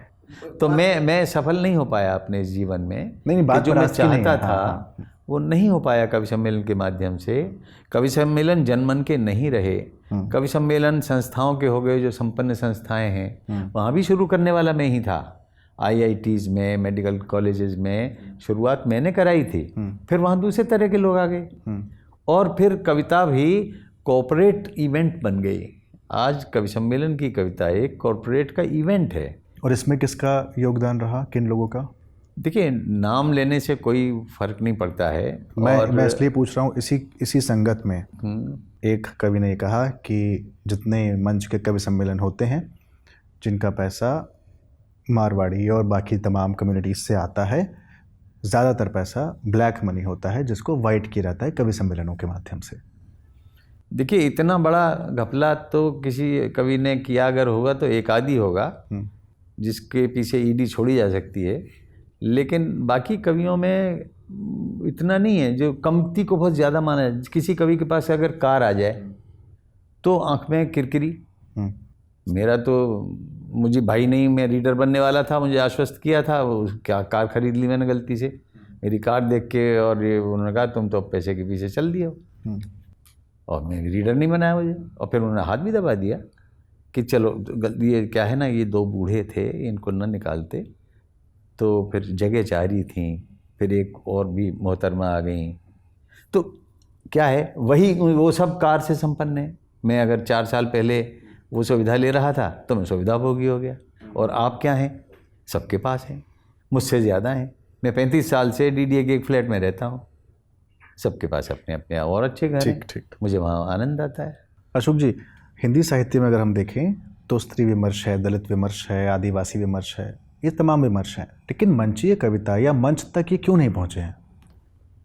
हाँ, उस प्रकार नहीं पहुँचे जिस प्रकार की साहित्यिक क्षेत्रों में इनकी आवाज़ गूंज रही है। लेकिन अगर मैं इसको सोचूं तो 2-3 कारण हैं। एक तो ये कि पहले श्रोताओं की उपस्थिति काफ़ी मात्रा में होती थी और हर वर्ग के श्रोता आते थे, इसीलिए कवि उन कविताओं को सुना पाते थे जो हर वर्ग के प्रतिनिधि बनकर आप वहाँ खड़े हुए हैं। तो सबको लग रहा है कि सबके दुख दर्द ये आदमी गाना जानता है या सुनाना जानता है। अब ये कॉर्पोरेट इवेंट हो गए, ये प्रायोजित कार्यक्रम हो गए, और जो प्रायोजक हैं उनका इन सारे विमर्शों से कोई मतलब नहीं है, और जो लोग इन प्रायोजकों द्वारा बुलाए जाते हैं उनका भी नहीं है। तो वो जो कविता होती थी कि एक हास्य का कवि है काका हथरसी है, एक गीति काव्य धारा का कवि है हरवंशराय बच्चन है, रामधारी सिंह दिनकर ओज का स्वर लेके आते हैं, और जीवन जगत की बातें मुकुट बिहारी सरोज अपने व्यंग्य में लेकर आते हैं। तो एक पूरा हमें पता था कौन क्या करेगा, और उसी से वही उम्मीद होती थी। अब जब आपने पहले कहा जाता था राष्ट्रीय कवि सम्मेलन, फिर हो गया कवि सम्मेलन, फिर हो गया हास्य कवि सम्मेलन। अब हास्य कवि सम्मेलन में मज़े की बात क्या है कि लतीफ़ों का अतिक्रमण हुआ। लतीफ़ा मैं समझता हूँ कि जिसने बनाया होता है वो संसार का बहुत अच्छा दिमाग होता है जो हंसा सकता है, लेकिन ये जो चोट्टे हैं इनका आप क्या कर लेंगे, और महान बनते हैं उसका आप क्या कर लेंगे। तो वहाँ ये विमर्श नहीं है, चुटकुला विमर्श होना चाहिए। वहाँ पे रुकना चाहिए था मंच की गिरावट को। देखिए क्या है, यहाँ भी तो गुट है ही। मैं अभी आपको बताऊँ, कवि सम्मेलन समिति नामक एक संस्था है जिसमें कवियों को एकत्रित किया गया है। उसमें 3 उसके संरक्षक हैं, एक मैं हूँ, एक सुरेंद्र शर्मा है और एक हरिओम पवार हैं। हम तीनों एक साथ ही उठे हुए उदित हुए लोग हैं और अपने अपने क्षेत्र में माने जाते थे। वो ओजस्वी कविता सुनाते थे, वो हास्य की सुनाते थे, और मैं अपनी जीवन जगत की, व्यंग्य की कविताएं, दुख सुरेंद्र दर्द शर्मा तकलीफ। तो सबसे ज़्यादा स्त्रियों को केंद्र में रखकर और देखिए उस क्या है तरह कि की एक द्वेष समय से भरी कविताएं एक सुनाते समय हैं। उन्होंने अपना जो बनाया वो काका हाथरसी वाले उसमें नहीं आए, क्योंकि काका ने काकी को सदैव सम्मान दिया और ये न दे पाए, और ये न दे पाए तो ये चले मारवाड़ी सेठों में और इन सब में, तो ये सर्वाधिक अलग अलग केंद्र बन गए, है ना, होते हैं। अब अगर मान लीजिए आज की तिथि में मुक्तिबोध भी हों, अज्ञेय भी हों, यहाँ और भी हैं। सब लोग हैं, है ना, सब मिल के बैठ के एक सम्मेलन में आए, बनती है बात, कोई ऐसी बात नहीं भाई आपका, हम जानते हैं आपको कि आप ऐसा करते हैं, और ऐसा जब करते हैं तो जनता से बहुत तालियां पाते हैं, तो आप तालियां बजाइए। मेरे पास अब तालियां बजवाने के लिए मेरी बात है, उनके पास उनकी बात है, तो एक जगह आके पीसफुल कोएग्जिस्टेंस आ जाता है। यानी कवि सम्मेलन विचार प्रधान ना होकर ताली प्रधान हो गए। 100% ताली प्रधान, और वो भी प्रति मिनट कौन ज़्यादा ताली बजवाता है, तो अब हाथ खड़े करके बजाइए तालियां, लेट के बजाइए, बैठ के बजाइए, ऐसे बजाइए, तो तालियों से लिफाफे की मोटाई जुड़ गई। अब जो ज़्यादा ताली बजा लेगा उसका लिफाफा मोटा हो जाएगा। क्योंकि मैं जब स्त्रियों की दृष्टि से अगर उस कवि सम्मेलन को देखूं तो सबसे ज़्यादा मतलब चुटकुले या सबसे ज़्यादा बयानबाजी स्त्रियों को लेकर होती है, उसमें सबसे ज़्यादा तालियां पड़ती हैं। मुझे नहीं पता वहाँ बैठी स्त्रियों को कैसा लगता होगा, जाहिर सी बात है कई बार उठ के खराब चली लगता जाती होगा, हैं। असहज होता होगा उनके लिए, लेकिन इन चीज़ों को रोका जाना लेकिन चाहिए कई था। बार हाँ, तो मैं कोई थानेदार बनकर नहीं, मैं एक विकल्प बनकर खड़ा होता हूँ, स्त्रियों के पक्ष में खड़ा होता हूँ और उनकी दुख तकलीफों को समझता हूँ। 5वीं कन्या पूरी कविता पढ़ लीजिए तो स्त्री विमर्श ही है। आपसे मैं इसलिए भी पूछ रहा हूँ क्योंकि जाहिर सी बात है देखिए आप क्या है, मैंने एक वक्त ऐसा निर्णय लिया कि मैं कवि सम्मेलन में नहीं जाऊंगा। क्या पता मैं इस निर्णय पे दोबारा पहुंच जाऊं, लेकिन जब तक मैं हूं तब तक मेरी उपादेयता है। तब मेरी कोई उपादेयता नहीं थी, कवि सम्मेलन मेरे बिना चल सकते थे। आज अगर मैं एक प्रतीक बन गया हूं कवि सम्मेलन का, तो मैं रणछोड़दास नहीं बनना चाहता, मैं हूं, आपके साथ हूं। और नए बच्चों के साथ जब बात होती है, 3 दिन का अधिवेशन हुआ अभी नैनीताल के पास, और वहाँ सारे कवि आए, सब मुझे आदर मान देते हैं, लेकिन भैया आदर की चादर से चादरास्पद मत बनाओ मुझे, आदरास्पद भी मत बनाओ, हास्यास्पद भी मत बनाओ। तुम मेरे पास आकर आत्मीय समय बिताओ, और फिर मैं अपनी तौर पे मुक्तिबोध को भी डिस्कस करता हूँ, धूमिल की भी बात करता हूँ, प्रगतिशील कविता का भी इतिहास बताता हूँ, जिसमें कई लोग जमाई भी लेने लगते हैं, कोई बात नहीं है। लेकिन कुछ लोग तो हैं जो सुनते हैं, पता नहीं कब कौन सा विचार किस मन के कोने में चिट्ठी बन के चला जाए और वो चिट्ठी वो दूसरी जगह भी देता रहे। तो विचार तो एक शक्ति है, लेकिन अगर कोई संस्था सिर्फ एक कंपनी बन गई है जो पैसा कमाने वाले लोगों का पार्टनरशिप में चलती है, और तूने इतने कमाए मैंने इतने कमाए, यार तू हमें नहीं बुलाया तूने, तो कवि सम्मेलन में अब वो बातें होने लगी हैं जो पहले नहीं होती थी। पहले कवि इकट्ठा होते थे, कविता सुनाते थे, एक दूसरे की कविताएं सुधारते थे और उसकी तारीफ करते थे। मेरे पास देवराज दिनेश जी का दिया हुआ 5 का नोट है, उनके हस्ताक्षर वाला। मेरे पास बहुत सारी चीज़ें हैं जो कवियों ने मुझे प्रेम पूर्वक दी हैं। गुरु शिष्य परंपरा में भरोसा रखते हैं? देखिए, गुरु शिष्य परंपरा एक ऐसी चीज़ है कि आपको बांध के रखती है एक स्तर पर। मेरे ऐसे कोई गुरु नहीं है, मेरे पिता मेरे गुरु थे, लेकिन शिष्य हैं। शिष्य हैं क्योंकि गंडा बंधवाते हुए एक फोटो मैंने देखा था। हाँ, शिष्य हैं। एक गुरु पूर्णिमा आती है तो मैं उसकी पहली वक्तव्य मेरा होता है कि भाई आप सब मेरे गुरु हो, तो मैं आपसे सीखने के लिए बैठा हूँ। अब ये विडम्बना है कि आप मुझे मानते हो, तो आप जो करना है मेरे साथ कर लो। तिलक लगा देगा, वहाँ गंडा बांधेगा, कलावा बांधेगा, बांध दे, फिर लेकिन कविताएं सुनाते हैं उस दिन। लेकिन वो शिष्य उस तरीके से नहीं आगे बढ़े जिस तरह से आपकी कविताएं। ये गुरु का दोष मान लो या मेरी क्षमताओं में कोई कमी है, लेकिन मैं ये जानता हूँ कि मुझसे ज़्यादा ताकत पैसे में है, और पैसा कौन सी कविता आपसे लिखवाता है जो उनका लिफाफा बढ़ाएगा, मोटा करेगा, उनकी आवृत्तियाँ बढ़ाएगा। अब इस स्तर पे आके मुझे इन आवृत्तियों की आवश्यकता नहीं है, और कई बार मैं नहीं जाता, मेरा नाम चला जाता है, वो मुझसे प्रभावित हैं, और अभी भी मेरे प्रति जो आदर मान है मैं आपको बता नहीं सकता। मैं रो दूं अगर मैं इस पे जाऊं, महिलाएं हों या कोई भी हो, वो इतना प्रेम मानते हैं मेरे प्रति जिसका कि शायद मैं अधिकारी नहीं हूँ, हम्म। लेकिन है तो क्यों है, कुछ तो मैंने किया होगा ना। तो वो जो किया है वो कभी ना कभी काम में आएगा। ये दुख की बात है कि काका हतरसी के टाइम पे सोशल मीडिया इतना नहीं था, ना उनकी रिकॉर्डिंगें इतनी, पूजे जाते वो अगर होता तो। लेकिन मैं इस युग में हूँ कि मुझे लाभ मिलेगा, मैं नहीं रहूँगा तो मेरी रिकॉर्डिंग रहेंगी, आपसे करी हुई बातचीत रहेगी, और पता लगेगा कि एक आदमी का क्या ताप है, तेवर है, और क्या सोच है, और क्या संकोच है। इसी से एक और सवाल ये निकल रहा है, क्या निजी और सामाजिक के अंतर को समझने में वाचिक परंपरा व्यावहारिक रही है? प्रारंभ में तो रही है, और इन दिनों इस 21वीं सदी में मैं देखता हूँ कि पतन हुआ है इस परंपरा का। और आप जैसे नए लोग आएंगे, अगर इस परंपरा की ताकत को समझेंगे, अगर आप भी रूठे बैठे रहेंगे तो धागा टूट जाएगा। मुक्तिबोध दो मन की बात करते हैं, एक है क्रांति चेता और एक है सुविधा भोगी। हर व्यक्ति के भीतर दोनों होते हैं, आपके भीतर भी रहे। ज्यादा अनुपात किसका रहा, सुविधा भोगी या क्रांति चेता? सुविधा भोगी में नहीं रहा, ये मैं ऐसा वक्तव्य दे रहा हूं जो लोगों को पचेगा नहीं। सुविधाएं मेरे पास आईं। अगर मुझे हवाई जहाज से जाना है समय बचाने के लिए, लोगों को नहीं पता होगा कि अगर 1000 का मेरा पारिश्रमिक है और मैं गया हूं और मैं 900 रुपये हवाई जहाज की टिकट पे खर्च करके वापस क्लास पढ़ाने आ गया हूं सोमवार को, शनिवार रविवार मुझे मिल गए, उसका इस्तेमाल किया मैंने, और जामिया मिलिया इस्लामिया में फ्राइडे हाफ डे होता है, उसका भी इस्तेमाल किया। तो कार्यक्रम इन्हीं में होते हैं शुक्रवार की रात को या शनिवार को, रविवार को, तो मुझे छुट्टियां ज़्यादा नहीं लेनी पड़ी।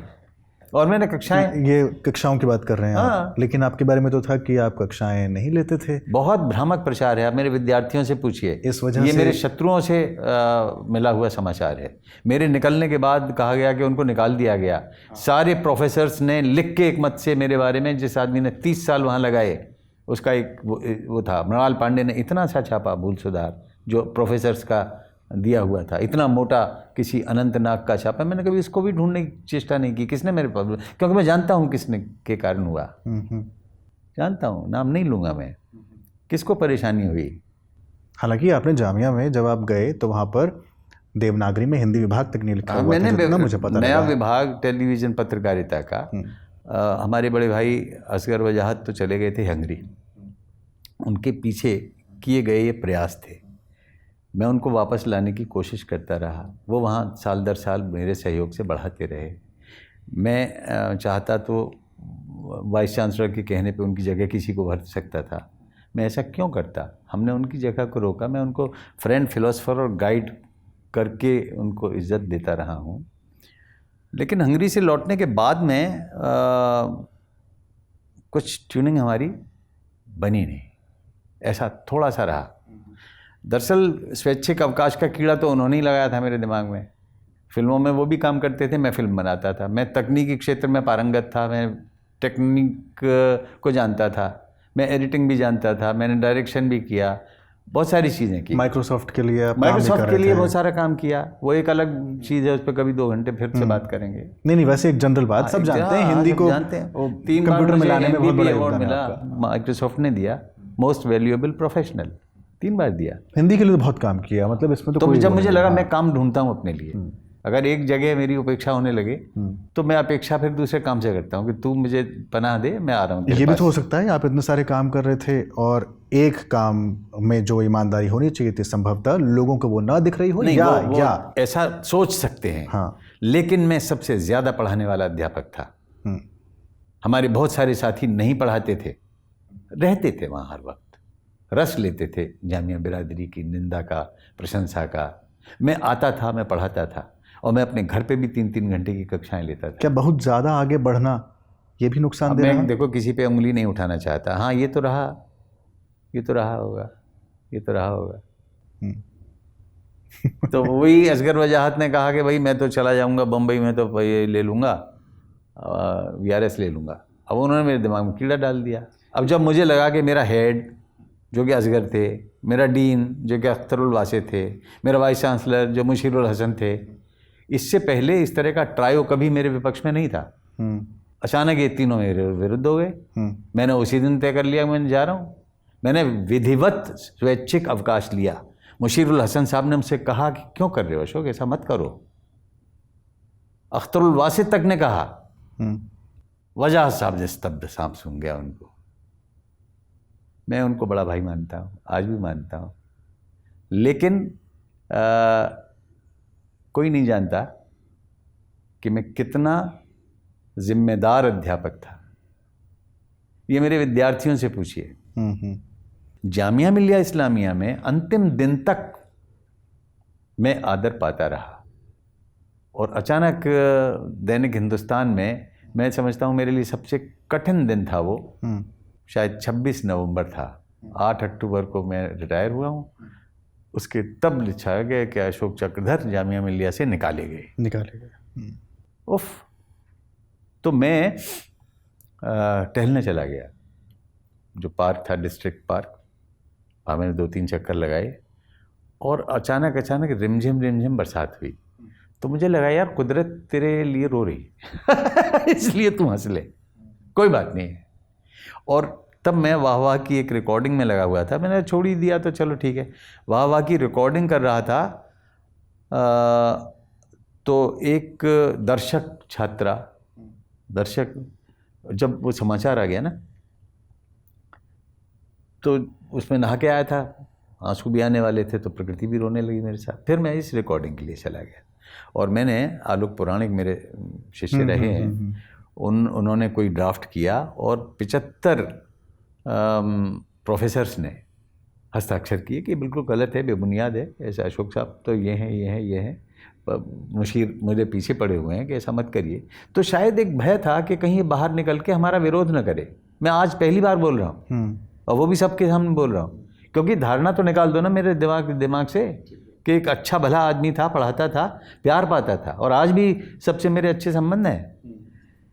तो क्या हुआ कि मैं रिकॉर्डिंग कर रहा था, और हस्ताक्षर अभियान के पर्चे को लेके कोई आया, शायद आलोक पुराणिक ही लेके आए। वो आते थे ना, वही कक्षाएं पढ़ाने आते थे, तो सबका साइन किसने किससे कराया, सबने एक झटके में कर दिया। हाँ, और फिर वो उन्होंने किसी ने बताया कि भाई वो असगर वजाज साहब ने भी कर दिया। मैंने कहा अब बकराने की जरूरत नहीं, ले आओ, उतना ही काफ़ी है। क्योंकि विवाद तो आपके साथ जुड़े रहे हैं, ये विवाद यहीं पर नहीं हुआ है। विवाद आपके साथ हिंदी अकादमी के उपाध्यक्ष थे, वो भी रहा। पद्मश्री मिला तब भी हुआ कि सत्ता के बहुत नज़दीकी हैं, इसलिए हुआ। 2014 की बात है जब फरवरी में आपको पद्मश्री की घोषणा हुई। ये सरकार जाने को थी, दूसरी आने को थी, इस बीच का वो जो 26 जनवरी थी उस अंतराल पे जो मिला। हिंदी अकादमी के उपाध्यक्ष थे, तो हुआ कि कौन महंगा कवि है ज़्यादा। उधर से कुमार विश्वास ने कहा मैं ज़्यादा महंगा हूँ, आपने कुछ कहा। नहीं, मैंने ये नहीं कहा कि मैं महंगा हूँ, मैं तो कहा कि भाई इतना महंगा नहीं होना चाहिए। मैंने उसके ज़्यादा पैसे लेने की बात को ख़राब बताया, ऐसा नहीं होना चाहिए। भाई एक परंपरा है कि देने वाले तुम्हें दे रहे हैं तो उसको अकेला लेके बैठो, कवि सम्मेलन का और कविता का हवाला मत दो, इससे बहुत गलत संदेश जाएगा। नहीं तो खैर वो तो है ही। हाँ, देखिए विवाद हमारी बातचीत में भी इतनी बार पैसा शब्द आ चुका है, हमेशा ये लगता है, इसीलिए शायद अकादमिक जगत मंच को हेय दृष्टि से देखने लगा है, क्योंकि वहाँ पर कविता कम और पैसे की गड्डी की मोटाई ज़्यादा, लिफाफे की मोटाई ज़्यादा हो गई है, जबकि होना उल्टा चाहिए था। जनता कविता ज़्यादा सुननी चाहिए थी उसको। आप ठीक कह रहे हैं, बहुत सारी बातें बहुत ठीक हैं, लेकिन आप बेहतर की तलाश में एक मेहतर बन जाते हैं और सफाई करना चाहते हैं। कई बार आप सफल हो जाते हैं, कई बार बरसात ज़्यादा आ गई, आपने सफाई करी, दूसरी जगह का मलबा भी आपके दरवाजे के सामने आ गया, आप उसकी सफाई में भी लग गए। तो सफाई सफाई सफाई दर सफाई, इससे तो ऊपर उठ चुका मैं, क्योंकि मैंने सफाई नहीं दी। चंपू कोई बयान नहीं देगा, ये मेरी किताब का नाम है, चौरे चंपू। और मैंने कहा सब कुछ है, लेकिन मैंने कटुता से नहीं कहा। इन जिन लोगों ने मेरा नाम लेके मुझे विदूषक बताया और सबने बहिष्कार कर दिया, मेरा पुरस्कार लेने से मना कर दिया, तो मेरा एक और किताब मेरी रखी हुई है, ले ले भैया ले ले। मैं सबके पीछे, भैया तू क्यों मुझसे नाराज है, मैं आज बना हूँ और तू पुरस्कार वापसी की घोषणा कर रहा है। अब 2 पुरस्कार वापसी की घोषणा के पीछे 2 करोड़ के कवि सम्मेलन का मामला है, तो मैं क्या कह सकता हूँ। फिर क्यों ये चीज़ें हो रही हैं, वो बताएं अशोक वाजपेयी कि क्यों वे उस पद पर, जिस पद पर कि आप चुने नहीं गए थे, क्यों अपनी अहमन्यता से चलाना चाहते थे सब चीज़ों को। हिंदी अकादमी की बात कर रहे हैं। हाँ, हिंदी अकादमी की, क्यों आप पुरस्कार वापसी के प्रमुख बने हुए थे और मैं सबके पीछे जा रहा हूँ? क्यों नामवर सिंह जी ने कहा कि अच्छा चलो केदार जी को दे दो अगर कृष्ण बलदेव वैद को नहीं दे रहे? मैंने कहा मैं ना देने वाला ना लेने वाला भाई। उनके खिलाफ उनके उपन्यास की पंक्तियाँ शीला दीक्षित जी को दिखा दी गई हैं, अब वो कटिबद्ध हैं। अब मेरे माध्यम से वो चाहती हैं कि नहीं उनको तो देंगे ही नहीं, और आप कटिबद्ध हैं क्योंकि आप मठाधीश हैं, आप हिंदी जगत के पुरोधा हैं, आप तो सबको मना कर देंगे नहीं। यानी जो मुझसे प्यार करने वाले लोग थे वही मुझे दुत्कार रहे थे, प्यार करने वाले लोग।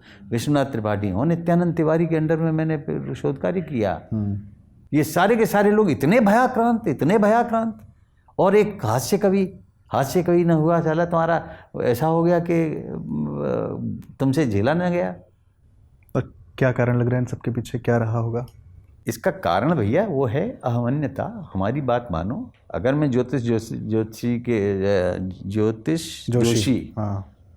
के साथ चला गया होता उनके घर, उसने कहा था कि भाई अशोक जी बुला रहे हैं चलो, तो वो 2 करोड़ की फाइल मुझे वहाँ अटक गई। भाई सही काम होना चाहिए। 2 करोड़ आप कवि सम्मेलन की बात कर रहे हैं, जो करवाना चाह रहे थे, वो विश्व कवि सम्मेलन चाह रहे थे, और वो हुआ, काम हुआ, वो 50 लाख में हुआ, ये मेरी जानकारी में है। तो फिर एक आध बार, अच्छा उससे पहले अशोक जी की निगाहों में मैं बढ़िया था। जय जयवंती में मैंने उनका सम्मान किया, जय जयवंती आपकी सम्मान दिया, मेरी संस्था में आए, वो बोले, मेरे कामों की सराहना की, मेरे हिंदी प्रौद्योगिकी में जो कार्य मैंने किया उसकी सराहना की। प्रौढ़ शिक्षा के लिए जो किया आपने, प्रौढ़ शिक्षा के लिए वो तो आए थे ना, मेरे कार्यक्रम में आए थे, मैंने उनको सम्मानित किया है उसी 1 साल पहले। कोई मनमुटाव कुछ भी नहीं, बस ये है कि आप उनकी छतरी के नीचे बैठ जाओ। ये खाई पटेगी मंच और अकादमिक जगत वाली। अकादमिक जगत के वो पुरोधा नहीं है, अकादमिक जगत में वही नहीं रहेंगे, और मंच पर हम भी नहीं रहेंगे। नए मंच के लोग आएंगे, नए अकादमिक लोग आएंगे। या मुख्यधारा साहित्य और मंच का जो वो तो रहेगा भाई। शास्त्र और लोक में अंतर है। लोक संगीत हमेशा रहेगा, शास्त्रीय संगीत हमेशा रहेगा, दोनों का विकास होगा, दोनों एक दूसरे से कुछ लेंगे देंगे। लोक शास्त्र के लिए अपने उदाहरण देगा, शास्त्र लोक के उदाहरणों से अपनी शास्त्रीयता को बनाएगा, हर कोई रहेगा। एक काम की मैं यहाँ पर चर्चा ज़रूर कर दूँ आपकी, जो कि मैंने ग्रेजुएशन में पढ़ा था, E.H. कार की किताब का अनुवाद इतिहास क्या है, और बहुत शानदार वो काम है।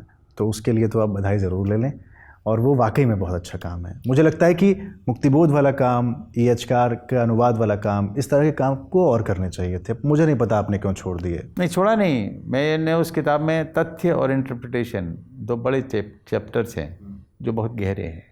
तथ्य क्या हैं, उनको इंटरप्रेट कैसे किया जाता है, ये अगर करने लगेंगे तो दोनों धाराएं एक दूसरे का पोषण करेंगी, समर्थन करेंगी, एक दूसरे से शक्ति प्राप्त करेंगी, ऐसा मानता हूँ।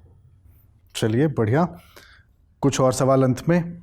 सबसे पहला सवाल पूछना चाहिए था, लेकिन सबसे अंत में पूछ रहा हूँ, क्योंकि अब लोगों ने बहुत सारी चीज़ें देख ली होंगी। और वो सवाल ये है, अशोक शर्मा थे, चक्रधर कैसे बन गए? संक्षेप में बता दीजिए बस। दरअसल वो तारीख दिन महीना याद नहीं, सन 72 का वो 1 महीना बाद का समय था, जो टैगोर हॉल में एक गोष्ठी होनी थी। और सुधीर जी बोले कि तुम्हें कविता सुनानी है, इस खचेरा वाली जो नई कविता है, बढ़िया है, लेकिन नाम अशोक शर्मा मत रखो, कुछ लगा लो। तो हालांकि मुझे पहले अशोक प्रगल्भ कहते थे लोग, पिताजी के कारण, जब तक मैं कवि सम्मेलन में जाता था। वो भी नाम मेरा कोई स्थायी नाम नहीं था, अशोक शर्मा सर्टिफिकेट्स में था। तो मैं भी लगा कि भाई नाम रख लिया जाए, कोई बात नहीं। तो मैंने कई सारे अवचेतन से, चेतन से और अचेतन से सवाल किए कि मैं क्या हूँ। तो मथुरा के इस बंदे को लगा कि तू मथुरावासी है, मथुरा आकाशवाणी का ऑडिशन आर्टिस्ट है, और यहाँ तू बहुत सारे रूपक और झलकियाँ कृष्ण पे कर चुका है, कृष्ण का चक्रधर वाला रूप तुझे अच्छा लगता है। तो ये मेरे अचेतन का निर्णय था, चक्रधर। फिर अवचेतन में ये था कि MA में मैं टॉप कर रहा था, MA प्रीवियस में यूनिवर्सिटी में। फिर शायद सुधीर जी के साथ भी ऐसा ही कुछ हुआ था। तो मेरे एक पेपर में 90 के बजाय, मतलब 100 में से 33 नंबर आए। तो वो जो मैं टॉप कर रहा था वो मेरिट लिस्ट से गायब हो गया। फिर मैंने संघर्ष किया। BK राव थे, बालकृष्ण राव वाइस चांसलर, उनके सामने बैठ गया, धरना लगा कि उन्होंने बुला लिया। मैंने कहा जी मैं अपनी कॉपी तो जचवा सकता हूँ, पर उसकी भी जचवाइए जिसके इसमें 90 नंबर है। जो टॉप कर रहा है। तो उन्होंने कहा कि ठीक है, जांची जाएंगी। दोनों कॉपी जांची गई और मेरे 33 के 60 हो गए, उसके 90 के 45 हो गए, एक परीक्षक के द्वारा जब जांची गई कॉपी। तो उसमें ये हुआ कि मैं जो कहीं नहीं था वो द्वितीय स्थान पर आ गया, और प्रथम स्थान पर जो आए वो बदायूं के उर्मिलेश शंखधर थे। तो यार चक्कर हमने चलाया और शंख तूने बजाया, तो ये एक अवचेतन का कारण था। और मैंने चक्रधर नाम रख लिया। और चेतन ये था, चेतन मस्तिष्क बोला कि यार अशोक बहुत सारे अलग अलग मिल जाएंगे, अशोक के साथ चक्रधर का जो कॉम्बिनेशन है शायद द्वितीय नास्ति हो जाए। तू इस बात का मलाल रहता है कि मुख्यधारा साहित्य में जो स्थान मिलना चाहिए था वो बिल्कुल नहीं, शून्य। क्योंकि जिस धारा में हूँ वहाँ शुद्ध प्रेम है। मैं प्रेम मार्गी कवि हूँ। मैं प्रेम देता हूँ, प्रेम लेता हूँ। किसी भी कुंठित आत्मा से मैं 50,000 गज दूर रहना पसंद करूँगा। आप अपनी साहित्य की पोटली को लेके बैठे रहिए, उसका अच्छा परिणाम भी पाइए और बुरा परिणाम भी पाइए। आप संप्रेषित हो जाएं, बहुत अच्छा, मैं भी उसमें कतारबद्ध खड़ा रहूँगा, मैं भी सुनूंगा, मैं आपको सराहूँगा। मैं सराहता हूँ सबको, जो भी मुख्य धारा के कवि क्लेम करते हैं या उनको माना जाना चाहिए। मैं मुख्य धारा में नीलेश रघुवंशी, हाँ क्या कवियत्री है वो, मैं प्रणाम करूँगा। मैं तो मिलना चाहता हूँ बहुत अरसे से, भोपाल के बाद मैं जाना चाहता हूँ कि मिले, उससे बात करूँ मैं, क्योंकि ऐसी अंदर से प्रेमन है वो, लोगों की, जनता की। बहुत अच्छे है ना। तो ऐसे लोग चाहिए, वो आ सकती है मंच पर, अगर उसके अंदर से घृणा निकाल दी जाए, अगर वो भीड़ को जुटा सके। तो पहले नुक्कड़ गोष्ठियाँ होती थी ना, नुक्कड़ कविता होती थी, बाबा नाराज जो नाच नाच के सुनाते थे। घृणा क्या, अगर मान लीजिए मेरा अपना विचार है तो इसका कतई ये मतलब नहीं है कि वो दूसरे से घृणा है। ये बात तो ये भी है ना, एक को पसंद करने का मतलब ये नहीं है कि दूसरे को नापसंद कर रहा हूँ। हो सकता है मेरी सीमा हो, मैं उसके बाहर नहीं जाना चाह रहा हूँ, ये भी एक चीज़ हो सकती है। हाँ हो सकती है, लेकिन देखिए क्या है ना, तुकों के प्रति दुराग्रह, ये एक बड़ा शास्त्रीय लोगों में कुंठा का बोध है। भले ही वो लिखेंगे तो मात्रा दोष करेंगे। ये तो आलोचकों में भी था। हाँ, ये तो शुरू से रहा तो है। क्या क्यों मिला रहे हो यार, बात तो बेतुकी नहीं कर रहे। अगर बेतुकी बात नहीं कर रहे और तो मिल रही है। सवाल यह है कि कविता में विचार भी तो होना चाहिए। विचार की कमी आती गई और फूहड़ता बढ़ती गई, इस वजह से वो दुराग्रह आया। वो विचार में कमी तो तब भी आती है अगर वो तुक में नहीं लिखते तो। तुक मिलाना तो उनका एक अतिरिक्त कौशल था, जो प्रातिभ था, जो अंदर से था। शब्द आपकी सेवा में चले आते हैं क्योंकि आपने शब्दों की सेवा करी है, और वो आप सेवा से जल्दी से मेवा जोड़ देंगे तो मेवा भी मिल जाएगी। धीरे धीरे पहले की तरह आप मंच पर सक्रिय नहीं दिखलाई पड़ते हैं, परिदृश्य से धीरे धीरे उछल होते हुए दिख रहे हैं, और लोगों ने माना भी है कि हाँ अब चक्रधर जी थोड़ा सा कम आ भी रहे हैं। अब क्या एक समय पर जो बहुत उरूज पर रहता है अपने, धीरे धीरे जब वो लाइट या वो जो पूरा ऑरा है वो कम होने लगता है, तो कैसा? नहीं, कतई नहीं, मैं बड़े सुकून में हूँ। और मैं टेलीविज़न का आभारी हूँ कि जिसने मुझे इतनी लोकप्रियता दी, देश देशांतर घुमाया। मैं कविता को बाहर ले जाने वाला पहला कवि बना, और जीवन मूल्यों के आधार पर तब हम वो काम कर सकते थे जो इन दोनों नहीं कर सकते। जो पतन या उत्थान जो भी कहो उसको, उसमें मैं फिट नहीं हुआ। मुझे लपेटे में नेताजी, चपेटे में नेताजी, कवि संग्राम और इस सब के पहले नहीं होते मेरे पास ही आए, जो मैंने अस्वीकार कर दिए। तो फिर ये कविता एक कम्युनिटी बन गई और कविता बिकने लगी। मैं कविता को बेचा नहीं, मुझे जो पैसा मिला उससे मैंने अपने बच्चों के लिए घर बना दिया। बच्चों ने अब बच्चे इतने समर्थ हो गए कि बच्चे मेरे लिए बढ़िया नई कार ला के दे देते हैं। बढ़िया है ना।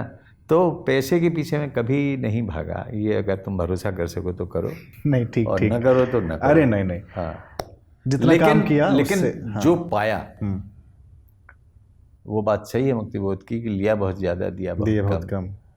लेकिन मर गया देश और जीवित रह गए तुम, ये ग्लानि बोध नहीं है, क्योंकि मैं जीवित हूँ देश के लिए, विश्व के लिए और प्रेमियों के लिए। चलिए, बहुत बहुत शुक्रिया इतना समय आपने दिया संगत के लिए। क्योंकि मैं अंतिम सवाल जो पूछता हूँ कि कोई ऐसा काम जो आप करना चाहते हैं, नहीं कर पाए और करना करना चाहते थे, नहीं कर पाए, करना चाहते हैं, इसका उत्तर आपने पहले मुझे दे दिया है। प्रेम मार्गी मुक्तिबोध हाँ, लिखना है, लिखना है। मुझे उपन्यास भी लिखना है, मुझे नाटक भी एक काम कर रहा हूँ मैं, वो भी करना है पूरा। और मुझे टेक्नोलॉजी के इलाके में एआई पर मैं इन दिनों सक्रिय हूँ। क्या बात है। आर्टिफिशियल इंटेलिजेंस पर, और कैसे हम एआई के नकारात्मक स्वरूपों को रोक सकते हैं हिंदी साहित्य के माध्यम से, अपनी कला और संस्कृति के माध्यम से, अपने काव्य शास्त्रीय प्रयोजनों के माध्यम से, अपने सात्विक अनुभवों से। चलते चलते बता दूं कैसे। बताइए। वो ऐसे कि स्वेद, स्वरभंग, रोमांच, स्तंभन, जड़ता और प्रलय और अश्रु, ये सात्विक अनुभव गिनाए गए। ये समय पर आते हैं जब आपकी भावोद्रेक होता है, तब आते हैं। अब मेरे छलछलाने वाले थे बीच में, तो एआई को ये पता नहीं लगेगा कि ये क्यों आए। इसको शब्द पढ़ने के बाद में, बहुत आकलन करने के बाद में पता लगे सफ़ेद रंग कैसे फक्क हो गया, रोमांच कैसे आया। तो ये जो अनुभव हैं, ये एआई से रक्षा कर सकते हैं मनुष्य की। बढ़िया। लेकिन बहुत इनिशियल स्टेज में है, अभी देखना पड़ेगा। देखिए क्या है कि ये तो इलन मस्क ने प्रतिकृति बना दी है, चिप लगाने की नौबत आ गई है। मैं तो कल्पना करी थी यंत्र एक ऐसा होगा जो आपके मन की बात बता देगा। बड़ी लोकप्रिय कविता हुई, वो हास्य की मानी गई, लेकिन थी वो वैज्ञानिक कविता। ऐसा ना हो कहीं एआई मंच के कई कवियों की जगह ले लेगी, आपके रेप्लिकाज चले जाएंगे और मुझसे पता नहीं क्या कहलवा दें। अच्छा, आप उससे पहले निकल आए ना, ये बहुत अच्छा हो गया। चलिए, बहुत बहुत शुक्रिया संगत में आपने समय दिया। चाहता हूं कि ये कार्यक्रम आप एक कविता से अंत करें। कविता से अंत करें तो, तुम भी जल थे, हम भी जल थे, इतने घुले मिले थे कि एक दूसरे से जलते न थे। न तुम खल थे न हम खल थे, इतने खुले खिले थे कि एक दूसरे को खलते न थे। अचानक तुम हमसे जलने लगे तो हम तुम्हें खलने लगे। तुम जल से भाप हो गए और तुम से आप हो गए। सटीक। बहुत बहुत शुक्रिया, संगत में आए। स्वस्थ रहें, सक्रिय रहें और प्रेम मार्गी मुक्तिबोध ज़रूर लिखें। आएगी तो ज़रूर पढ़ी जाएगी और फिर बात होगी आपसे। बहुत बहुत शुक्रिया अशोक जी।